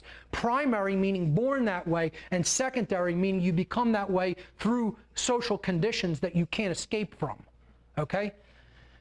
I'm talking about primary psychopathy here. Why would there be a class, a subclass of the human species that is born without the ability to empathize with their fellow human beings? Okay? So they're strongly immoral, aggressive, callous, and cunning. They are very adept at manipulating others. They are willing to engage in criminal conduct to get their way. They possess a deceptive ability to appear outwardly benevolent and to fake or feign normal human emotions. They're good actors. They can role play and pretend to have normal human emotions, which they absolutely do not feel and are incapable of feeling. Okay? They have a complete absence of guilt or remorse for the harm they cause to others. They deny their behavior, they rationalize their behavior, and they transfer blame to others. They have complete contempt for other people's feelings. Doesn't matter how you feel, especially even if I, cause you to feel that way as a result of my behavior, I could care less. Pathological liars refuse to accept responsibility for any of their behavior, and they believe that they will never be brought to justice by anyone for all of the wrongdoing that they do. That's what a psychopath is. And I'm telling you, they're here, they're among us. Clinical psychologists place the number between 1% and 4%. I disagree with those numbers. I think they're much over-exaggerated. I think real primary psychopaths, I think, are less than 0.5%. Maybe even less than that in the human population. Maybe 0.1%. Okay? But what I am going to tell you is there's many secondary psychopaths in the human population, maybe upwards of 15 to 20%. Okay? A lot of secondary psychopaths are roaming the earth, all right, because of the social conditions of the earth. Very few primary psychopaths. But I'm suggesting that what may have created psychopathy, along with the other 4,000 human genetic defects, you have things like, different neurological disorders, different, birth degenerative disorders, things like Huntington's disease, Alzheimer's disease. All of these different disorders in the human genome, the explanation for these may be because of this genetic modification. When you do a genetic splicing imprecisely, because you don't really care about what you're making, it's something you're using and then getting rid of. That's how we really looked at as, all right? You're not going to do it with atomic precision. It wasn't done with atomic precision. It was done the same way modern human geneticists do genetic splicing, which is with chemical cultures. My friend was a genetics engineer for some time. He told me, you put it in the culture, you add whatever agent or reagent you're adding to break it down and to create the separation or the splicing, and then you have to let it express. That's how modern genetics is done. You're not splicing things at an atomic level that preserves the exact base pairs of the DNA at an atomic level. Therefore, all kinds of bit errors are going to creep into that code when you do it in this imprecise fashion. That's going to create different unforeseen circumstances, and I feel human psychopathy is one of them. I think that's what the origins of psychopathy are. primary psychopathy. This explains all the accounts that are seemingly inexplicable in traditional religious beliefs. In biblical faith, you know, the Old Testament punishing God. This is these beings who had to have their will done exactly as they wanted by their slave species. Look at the very specific, detailed things that God asks human beings to do in biblical accounts. You know, bring them certain kinds of foods, do certain kinds of exacting work. You know, why would the God of creation give us orders like that? The gods were pretty vain and wanted their will served at all times and places. So they would have asked human beings to do all kinds of vain things for them. You know, you see like the biblical account of David and Goliath. I believe this is a human starting to fight back against the demigods who were put in place to control them more viciously.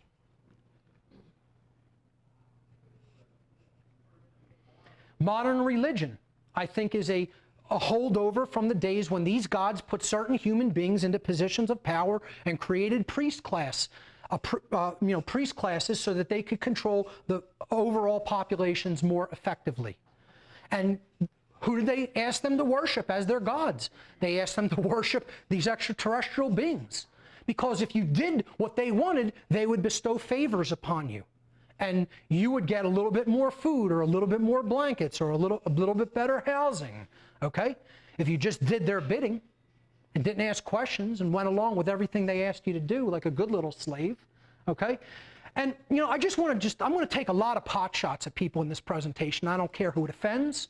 I don't care if it offends you in the room. I don't care if it offends whoever's watching. I'm going to get scathing toward a couple of few groups of people in the world who I think are keeping the dynamic of human slavery in place. And religionists are one of them, particularly priest classes, okay? Because where are these people talking about the police state that's running rampant in our culture? Where are these people talking about the wrongness of slavery that's running rampant in our culture, okay? Where are they? No, they won't talk about that. You know, they just want you in their churches and synagogues and mosques to throw as much money into their system as they can. And they're not going to talk out against Big Daddy government. Not a bit. Because then they lose their 501c3 statuses, you know? And then people come after them for the taxes like they do everybody else. Okay? So these aren't holy men. They're nothing of the kind. Nothing of the kind. The people who are doing the real great work to warn humanity about the slavery that's ongoing and needs to end are the holy men of this world. Not these people. Not a bit. Okay? And I mean, if you can't see the similarity, I don't know what to tell you. I don't know what to tell you if you can't see it.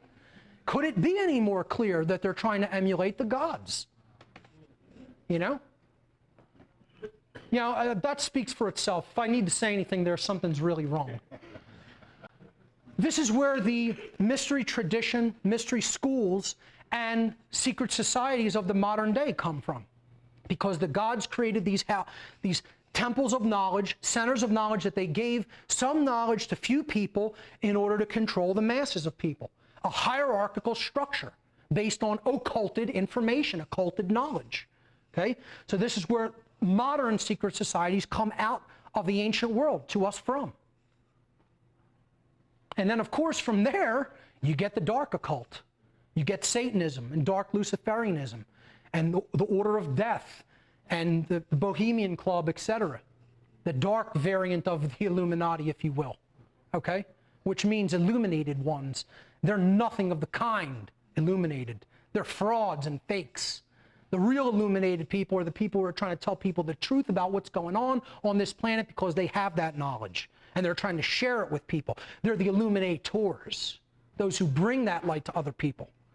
So calling these clowns the illuminated ones is a misnomer, all right? But, you know, they're Satanists most certainly, all right? And that's where these groups come out of. Again, coming out of knowledge being held and preserved for the few in the ancient world to control, and then they come forward through into the modern world as these different dark orders. The obsession with gold, okay? and just the concept of money in general. People never ask, where did money come from? You know where money came from? The gods gave us the concept of money. They gave us the concept of money to keep people fighting with each other and create a class system so that there would be a hierarchical order of control, which they wanted. Okay? We don't know why they valued gold. You know, Sitchin and other researchers have, you know, postulated that they were trying to do something technological in their atmosphere. I don't know whether I buy that explanation or not. Look, gold is eternal. You could put gold at the bottom of the ocean. You bring it up, it's like the day you put it, you can bring it up 10,000 years later, it's going to be like the day you put it there. What is that? We don't even understand the real properties of gold. We don't understand what this substance even is or how these beings used it. And there's accounts these beings used it internally as well. Many of the pharaonic accounts in ancient Egypt, these demigods consumed the gold that they made in monoatomic form. We don't really understand the essential qualities of what gold is or how these beings used it, but they considered it valuable. So they transferred this value to the human populations. Whenever you went into all ancient cultures that had mined gold, smelted it, and you ask yourself, why would they have mined and smelted gold? Do you know how difficult that process is to do? The amount of work it takes to even get a little bit of gold out of ore and then smelt it? Why would an ancient non-technological culture have any reason to do that or desire to do that work? The gods wanted them to do that work for reasons we don't fully understand. Okay? And then since they found it so valuable, that value was transferred to these ancient people who did their work for them. Okay?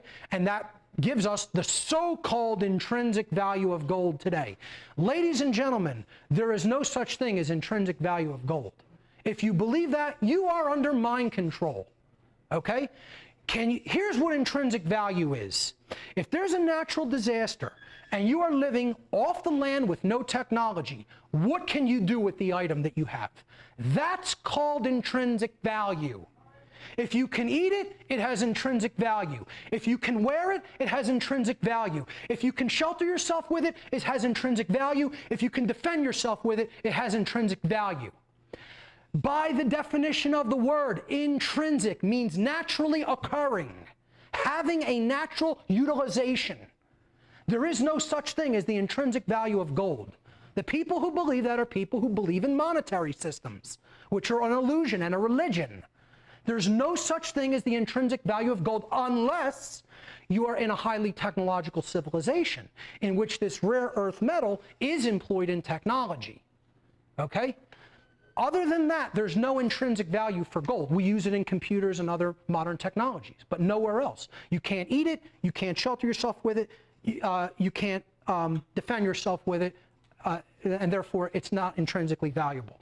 Yet, this system that came to us from these beings has become the #1 religion. And that's why I put it, when I showed the 5 boxes for consciousness, that's in the middle because that's the one that binds all the other religions together. It is the #1 religion from the movie They Live, which I'll talk about later.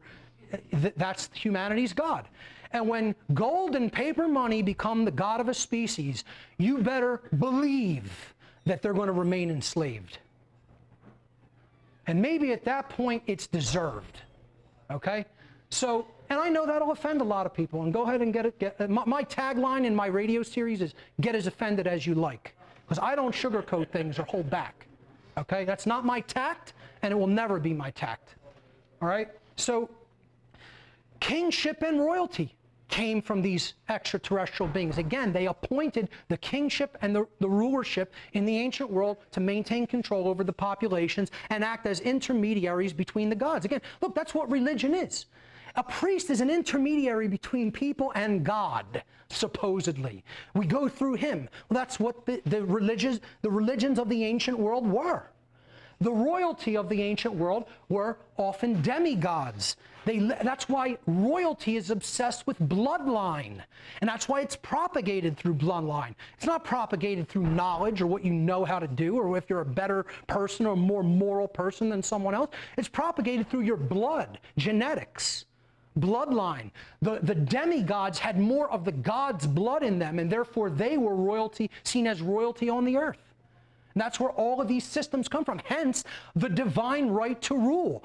I have a divine right to rule as the king because my blood is purer than your blood. I have more of the God's blood in me than you have in you. Therefore, I have the divine right to rule over you. Here's the question I want you to keep putting in your mind with all of this is, does it make sense? Does it make more sense than anything we've been told? Does it make more sense than anything we've been told about where these systems came from? And to me, yes, it does. And again, of course, I'll be attacked for that, and the debunkers will have a field day and go right ahead. The system of religion and kingship is known as the Old World Order. This was how the ancient rulers maintained control over the people. Up at the top of the pyramidal hierarchical structure, where there is knowledge, and down here there's ignorance, which keeps the system in place, you had the king. The king or the priest, however you want to look at it. The king or the priest king, any way you want to look at it. He ruled unquestioningly. All authority is vested in him. So this is the concept. The Old World Order was the concept of authority vested in one being, who ruled over all the others. This system is based entirely in violence, because that's how a hierarchy of authority is maintained, through violence. And it is built upon the erroneous, meaning completely untrue, wrong notion, and the dogmatic belief. It's a dogmatic belief system, okay, which is a religion. That one person is the master who possesses the moral right to issue commands, while all others are that being's subjects who have the moral obligations to obey the commands issued by the master. Okay? That was called royalty or kingship in the ancient world. And really, we still have kingships today. There are still kings in other countries, okay, and queens in other countries. Instead of this euphemism called the Old World Order, or even authority or kingship, who could tell me what this really is? Slavery. Let's stop euphemizing and call things what they really are. This is called slavery, okay? Backed by violence, and it's not anything else, never was anything else, isn't anything else today, and is never going to be anything else. It's called slavery, if you're being honest with yourself, which most people aren't. Okay, now, the reason I'm hammering that home so deeply is because we're going to look at the New World Order now and see what that is.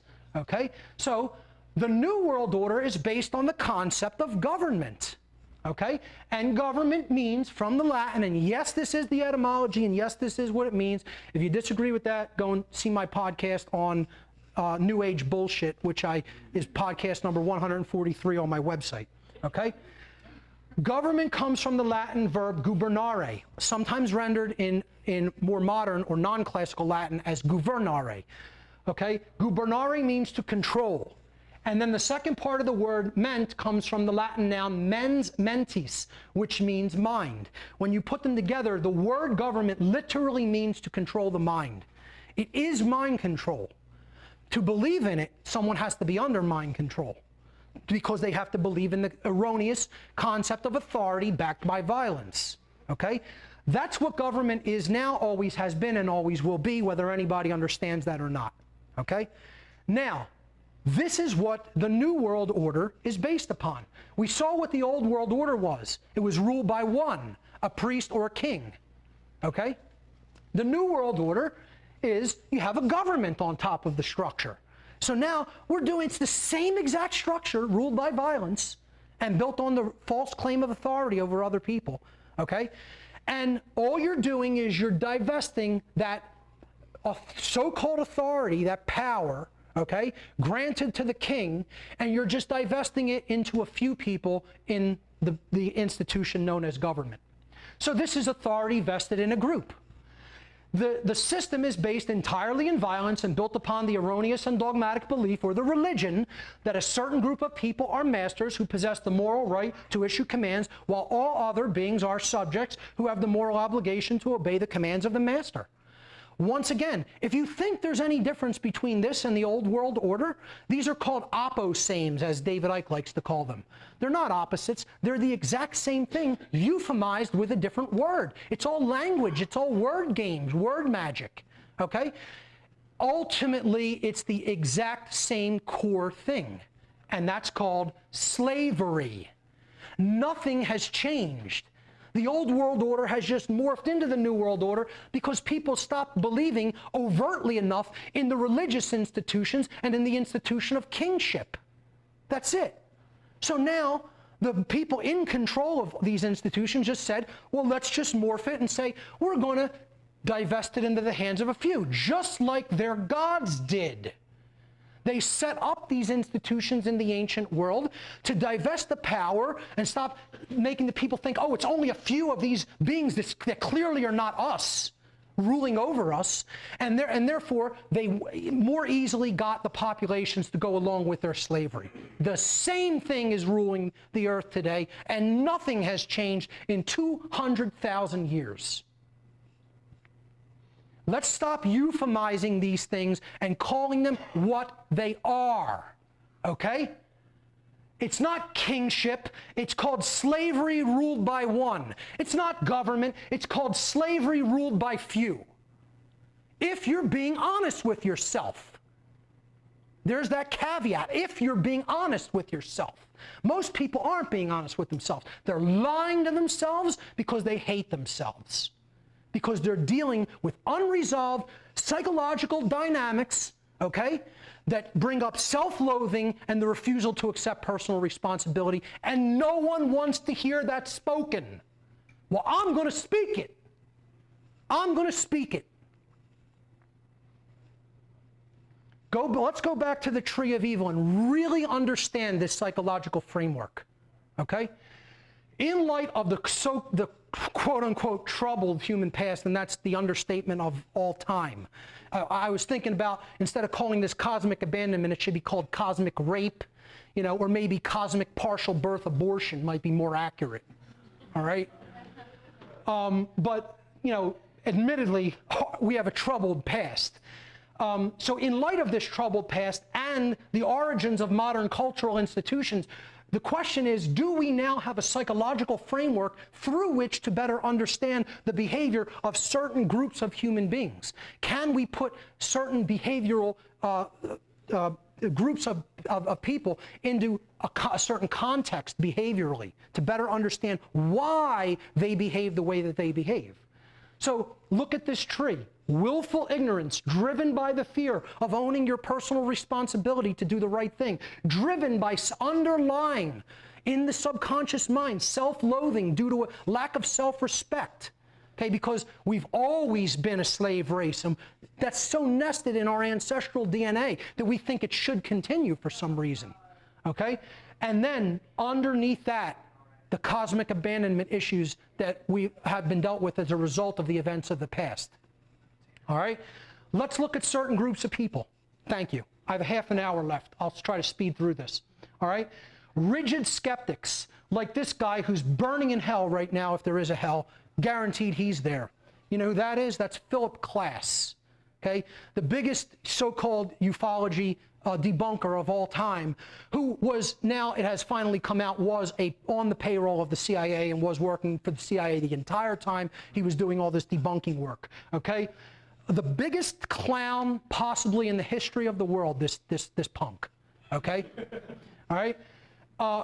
Because he'll say he's a skeptic, but he's nothing of the kind. Nothing of the kind, because if his daddy tells him it's true, well, then I believe daddy. I believe the CIA, because that's my daddy. This is how these nested psychological abandonment issues work. I can't look into the truth for myself, no matter how much evidence. Evidence be damned. Evidence be damned. Daddy told me it's this way. Okay? So I'm skeptical about everything. Unless, of course, the government or government-funded scientists say it's true. Then I'm a true believer. I'm a true believer because mommy and daddy told me it's true. Right. How about religionists in general, the followers of religion? The priest class we already talked about. Okay? The followers of religion I call the children of the gods, or Jay had a great term for it, the children of hierarchy. These are the people who love hierarchy. They love prostrating themselves before their gods, as if the God of creation would ever demand that of us. Because he's that vain, he, she, it is that vain, that force is that vain. No, the gods were that vain and cruel and sadistic. The God of creation is nothing like that. Okay? So, you know, all religion is about is surrender. It's about surrender. It's not about actually getting to the truth. It's about accepting what we tell you. Okay? So, we believe what we're told to believe. That is so much easier than developing critical thinking skills. That's what religion is. I'm just going to cut right to the core of what's going on psychologically with people like this. And I don't care who it offends. Okay? You listening out there, I don't care if you're offended by it. I'm not interested in that. I'm interested in what's true. Okay? Believers in government, or what I call the supporters of slavery. Look, in all honesty, we even have to drop this term statist. We got to start calling these people what they are. They're supporters of slavery. That's what these people are. Okay? And I don't care what brand they come in. Left, right, center, or otherwise. Okay? The Democrat, the liberal, the political leftist. He wants government, she wants government to be our caretaker from cradle to grave. Thinks that government should act as provider and nurturer like an archetypal mother. This is because there's abandonment issues in the motherly sense that are going on in most people like that. And if you go into people who are political leftist, liberal, Democrat types, okay, and yeah, I am generalizing, okay, you will find people with mommy issues. Okay? You will find people with mommy issues because what they want the government to be is the caretaker that's absent. So they want it to be mommy. I want mommy. And now government's going to be mommy. Okay? Now let's look at the opposite side, the opposame. Okay? As David Icke calls it, the Republican, the conservative, the political right-winger, okay? They want government to be our protector. We want a strong government. It's got to be our protector. Police the world and keep us safe, right? From cradle to grave, it's going to keep us safe, like an archetypal father figure, like the powerful, you know, protective father figure. Well, just like the Democrats and the political leftists have mommy issues, all the people on the right side, who this is what they think government should exist to do, have daddy issues. They want government to be daddy. Okay? That's the underlying psychological issues that these people have and don't even know they have. They don't even know they have these issues. All right? It's mommy and daddy didn't pay enough attention to me. So I want mommy and daddy present now. That's what this is about. That's what this is about. And look, let's not leave out the minarchists. Okay? Let me just go back one there. The minarchist, the constitutionalist. This is the libertarian. I only want a little bit of government. I want government to beat me 3 days a week instead of 7. Whip me 3 days a week, master, not 7, please. You know? The plantation on the other side of the hill only whips their slaves 3 days a week. You know? Here we get whipped 7 days a week. So I want to go over to that plantation. You know? I mean, this is absurdity. It's absurdity. And again, I don't usually speak that strongly out against these types of groups because they're almost there, but they're the people who are most of the way there, but they fear going all the way, because they don't want to be labeled an anarchist. Or in other words, a non-supporter of slavery who thinks that slavery should be abolished. God forbid. Gods forbid. Okay? And yeah, I'm getting a little bit emotional. Because these people are the people who keep slavery going. They're responsible. How much time do I have? 27. Okay. Mainstream media is the next group, who are psychological infants, children. They don't want to determine truth for themselves and report it in any kind of a responsible way or any kind of a direct way. All they care about is a paycheck. That's it. I'll get up there and lie to people for a paycheck. Write what you're told, mainstream media. Thanks, corporate news. The elite couldn't control the people without you. It's true, because these are the people who keep these topics from ever being explored. See, you don't need to eradicate occult knowledge or wisdom. You don't need to. All you have to do is have enough people dissuading people from looking into any of this and call it fringe and cast doubt on it and cast derision on it. You know, the ridicule factor. That's all. And then people go along with the herd like good little sheep and good little slaves. So these people, what they're really saying is, I'm too much of a low-life coward to tell the truth, so I repeat lies for a paycheck. You know, that's all. And again, get as offended as you like. I don't care who you know in these institutions. I don't care who anybody out there knows in these institutions. This is what's really going on deep down inside in the psyche. These people are sick. You have to understand, I'm not just attacking these people. I'm trying to help you, somebody who is partially well, if not all the way well, to explain you're dealing with psychologically ill people. These are broken individuals that need healing and need to be put back together to remember who we really are. And we're not going to do it unless we deal with these issues. It's not going to be done unless the issues on this tree are dealt with. The New Agers, who I call the hopelessly naive, who want to believe, oh, you know, the aliens from Pleiades are coming here in their giant battle cruisers to rescue us from our own ignorance any day now. You know, or no real knowledge is going to have to be done. We're going to have to meditate the world into a new way of being. Well, you're not going to have to actually study and read books and take up knowledge into yourself. God forbid. That might involve effort and work. And we can't have that, you know. So we're just going to sit in a lotus position and meditate all day. Okay? And the other things, they have just wildly off notions about how actual dynamics of the laws of attraction work that are completely unfounded and don't work the way that they're claiming that they work. Because they don't understand natural law. The New Age movement is put there as the last cul-de-sac before the gold mine to cut people off from a real understanding of natural law. And again, like I said, this presentation really goes hand in hand with my natural law seminar. All right? So that's going to be out probably by the end of this month. It'll be up on my website. It's 10 hours long. You have to watch that seminar when it's released. I go in depth with slides into what natural law is and how it works. All right? So these people are saying, we don't talk about the abuse mommy and daddy put us through. If you ignore it, it goes away on its own. Ignore the negative. Never talk about the negative, ever, ever, ever, because you're giving power to it. And that has absolutely nothing to do with how things really work. You have to expose what's going on. And then the knowledgeable yet inactive. These are all the people. Oh, wait a minute. Here, I think I'm doing enough because I fast blast a few emails, or because I go on some forums and have some arguments over some little detail in this researcher's work. You know what these people are? They're a bunch of clowns, okay? They're cowards. Let's call them what they really are. All the people who do this, folks, cowards. Cowards. I'll look right in the camera, I'll look right in their face and tell them. Cowards. Because you don't want to come out, you don't want to put your name on the line, come out with your real name and say, I stand against all forms of slavery, and I'm going to do everything I can to abolish them. Okay? I'll hide behind a keyboard. I'll give myself a little pseudonym or an acronym name.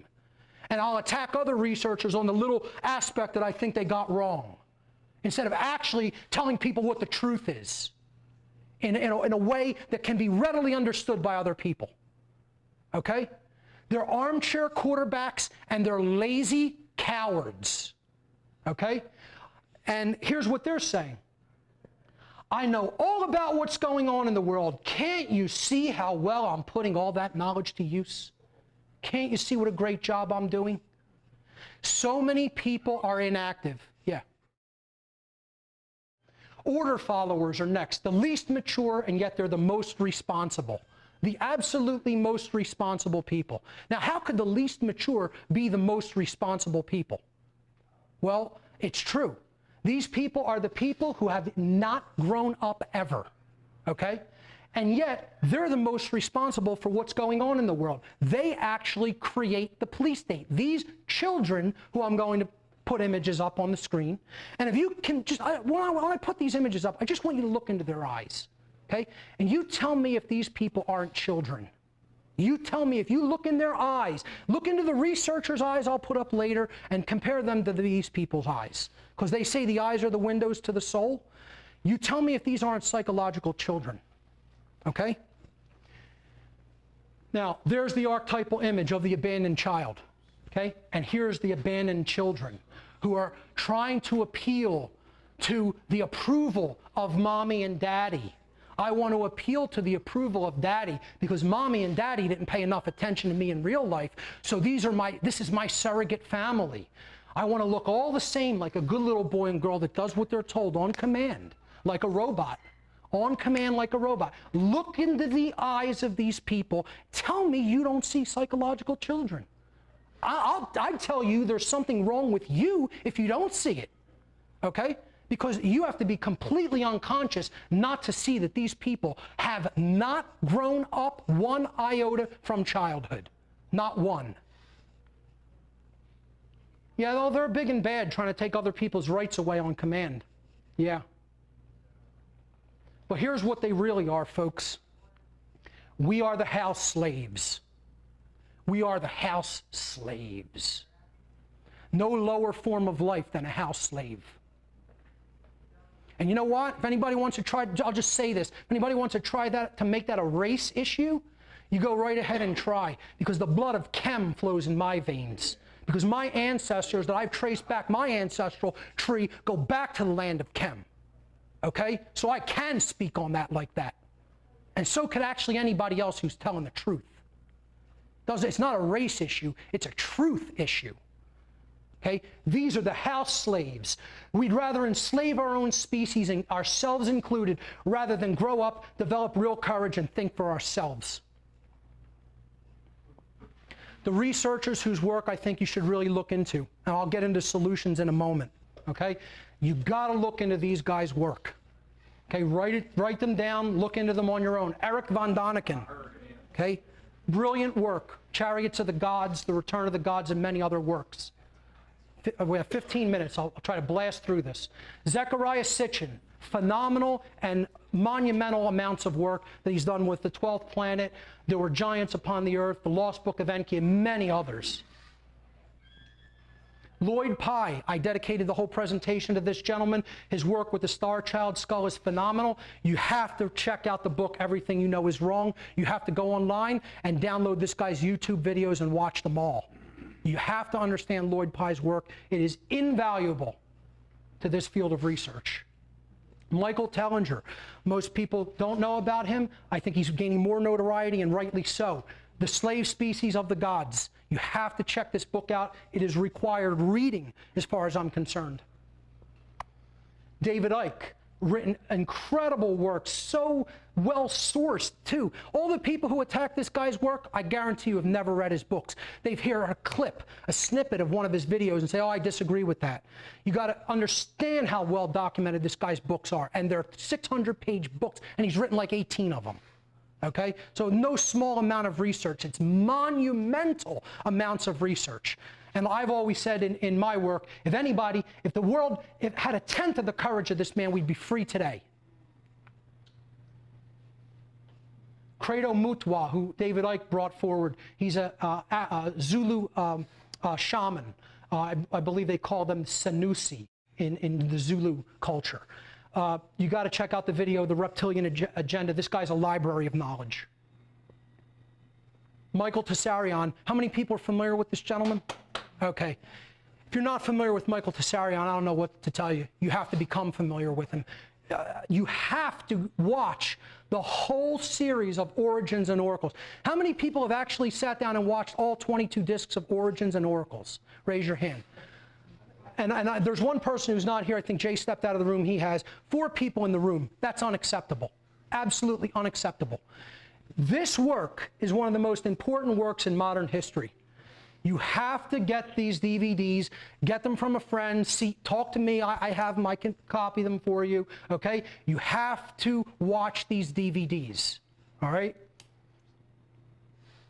Graham Hancock, Fingerprints of the Gods, Lost Knowledge of the Ancients, Knowledge of the Lost Civilizations.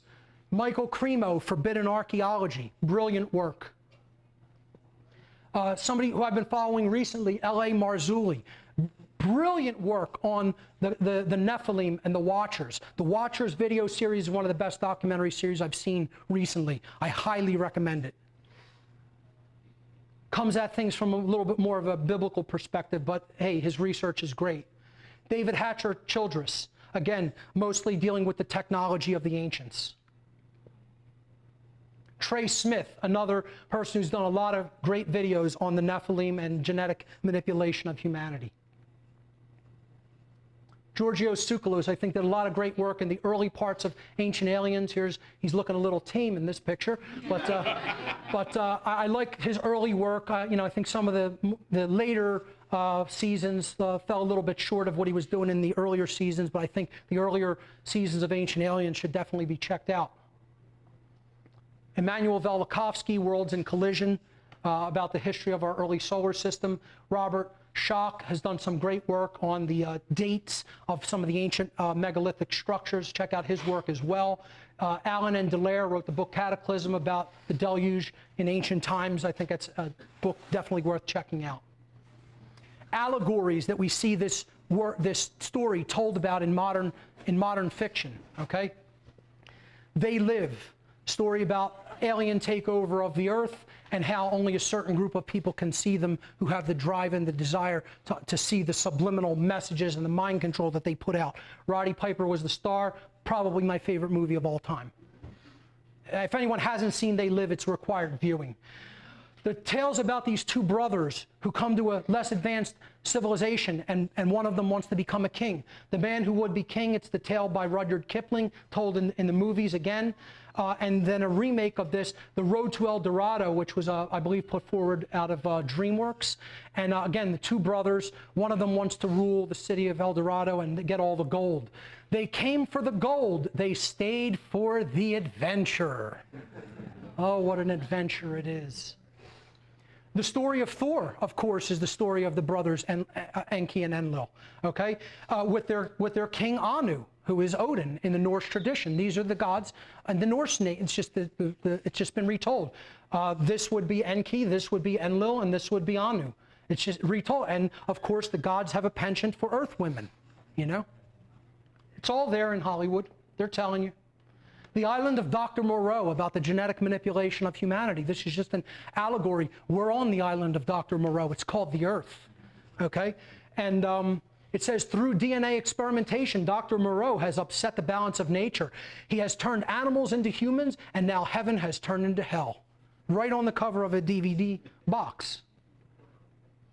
Story about resources being taken from different cultures and mined. Dune, the spice being mined. This is like the Anunnaki coming for the gold. And again, it's an allegory about what we're doing to other countries with oil. And like Avatar, same theme. An extraterrestrial culture comes to another planet, exploits the resources and kills the people. And you know, it's like them coming to the earth for the resources they wanted. And what we're doing, because that's what our parents taught to us, we're doing the same here and exploiting third world countries for their resources. Great allegory, that's why it was so popular, and I think it might still be the top grossing film of all time.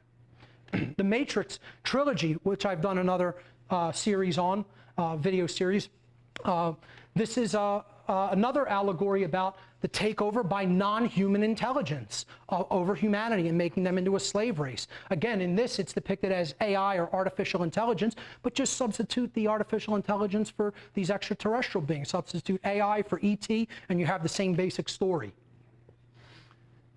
Star Trek Deep Space Nine, a brilliant allegory about this race of founders who are shapeshifters and who control this other race of reptilian-like creatures who are called the Jem'Hadar, okay? And they keep them on drugs, which is called white, which they pump into their neck, and that's an allegory for adrenaline, keeping the police hopped up and addicted to adrenaline, you know, and keeping them acting as the house slaves for the designs of the founders.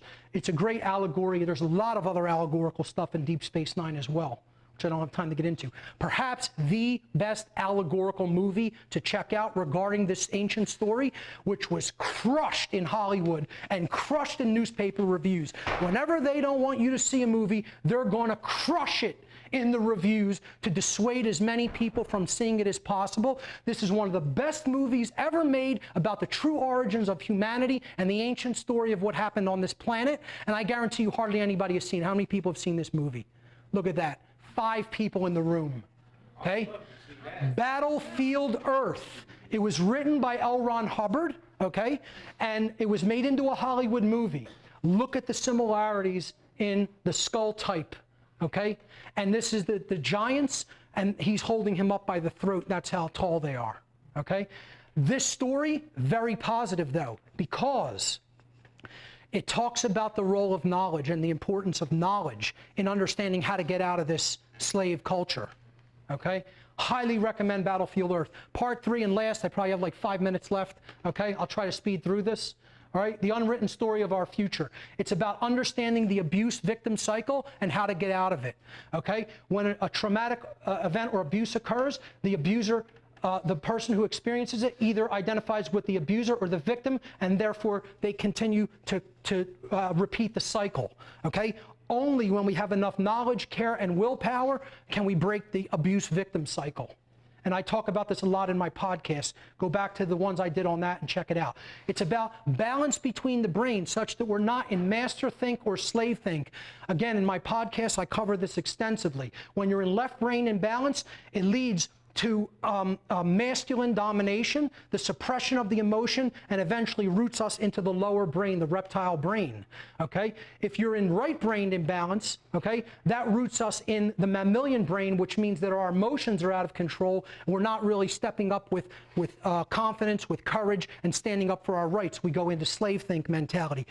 Healing this divide, balancing both hemispheres of the brain by working with these different brain dynamics holistically is the way out of that imbalance. Genetics versus epigenetics. I just want to say here that I feel the power of consciousness can trump anything that has been done to us genetically. So to leave people with a little bit of hope. The answer is consciousness, and that could totally break any of the genetic programming that these beings have done to us, no matter how deep. Okay, no matter how deeply seated it is. But that's if we take the time to explore the knowledge of ourselves. If you want to look into how epigenetics can trump genetics, really look into the works of Dr. Bruce Lipton, cell biologist. His work, The Biology of Belief, is absolutely essential to that matter.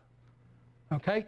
Self-loathing is the underlying psychological condition that causes people to attempt to abdicate their own personal responsibility, to exercise conscience, and fall into the patterns of willful ignorance, order following, and the justification of immoral behavior. Self-loathing is created when earlier psychological trauma has been suppressed and buried into the subconscious mind, instead of being confronted, dealt with, and healed. The effects of such unresolved trauma often take the form of feelings of inadequacy and unworthiness, whether those feelings are real, suggested, or imagined. And this is the dynamic of a self-loather. I have suffered, therefore I shall cause suffering unto others. That cycle has to be broken, and this is the exact mindset, okay? I've suffered, therefore I'm going to cause suffering, that keeps people in the prison of their own making. 5 minutes, great. Self-respect, from the Latin re, meaning again, and spectare, meaning to look at, is the only thing that can ultimately heal self-loathing, and therefore help to put humanity on the path to healing and conscience. Self-respect ultimately means to take another look at oneself. Respect, to look at again, to look at the self again, to go in and understand the aspects of human consciousness. Okay? These are what I call the 3 R's: respect, remembrance, and responsibility. Respect, remembrance, and responsibility is the path out of this prison, okay? Self-respect, taking another look at the self, remembering who we really are, okay? Self-knowledge, knowledge of self. The ways that we can express our own consciousness is through thought, emotion, and action. This is the real holy trinity that exists within each one of us. It's been called the mind-body-spirit connection, the masculine and feminine aspects together with the creative aspects of the mind, the thoughts, to be unified such that we are a being that as we think, so we feel, so we act, and there's no contradiction between those three modes of consciousness. Here's the expressions, thought, emotion, and action, the fulfillments of which are the fulfillments of thoughts are knowledge, understanding, and wisdom. The fulfillments of emotion are true care, empathy, and compassion. The fulfillments of action are courage, willpower, and persistence. This is what humanity needs to develop. If we stay in the failures of thought, emotion, and action, we stay in the prison. The failures of thought are ignorance, foolishness, and naivete. The failure of emotion is apathy, indifference, and callousness. The failure of action is cowardice, laziness, and submission. Okay? That's the basic knowledge chart that we need to take into ourselves and understand how we work, because our controllers know how the human consciousness works, and they've done their best to keep that knowledge from us. We have to understand our own sovereignty. Sovereign is a word derived from Latin, the adverb super meaning above, and the noun regnum meaning rulership or control. Thus, sovereign means one who is above the rulership or control of another, or in a word, free. Sovereignty, the word sovereign simply means, ladies and gentlemen, not a slave. It doesn't mean anything else. It never has meant anything else. It means that you are the ruler of yourself and no one else rules over you externally. It means you are not a slave. Every person in the world is sovereign, whether they know it or not. Slavery is illegitimate.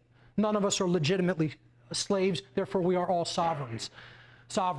An individual's personal responsibility to choose right action over wrong action for themselves is always their own. One can only make the claim that they can, quote, abdicate their personal responsibility for such choice, for such decision to someone else. This can never actually be done in reality. More simply put, an individual is always responsible for their own behavior, for their own actions. We need to grow up, think for ourselves, and stop following orders. Following orders is not a virtue. It is the path to total destruction. It is the path to slavery. It should not be looked at as a virtue. Really wrapping this up, the bottom line of all of this is, regardless of how troubled our cosmic childhood may have been, humanity's childhood is over, ladies and gentlemen. Humanity's childhood is over, and a choice stands before us all. That choice is either to enter cosmic adulthood or perish. That is the choice that stands before humanity right now, and is up to each one of us to make. The path to that cosmic adulthood is the understanding of natural law and how to apply it in our lives. That is the master key which the universe has given to us. That is the pathway to freedom that can unlock all the locks on all the doors to all the cages. Okay? Natural law is the answer. Okay? And what the universe is beckoning us and calling us forth to do, ladies and gentlemen, in two words, what the universe is beckoning us and calling us forth to do on this planet is to break our chains and to end slavery. To end slavery. When we do that, and not a moment until, maybe we will be able to create a new world that is really worth living in for ourselves and our children, and then maybe we will be able to go off-world and join our other benevolent brothers and sisters in the stars. Thank you very much.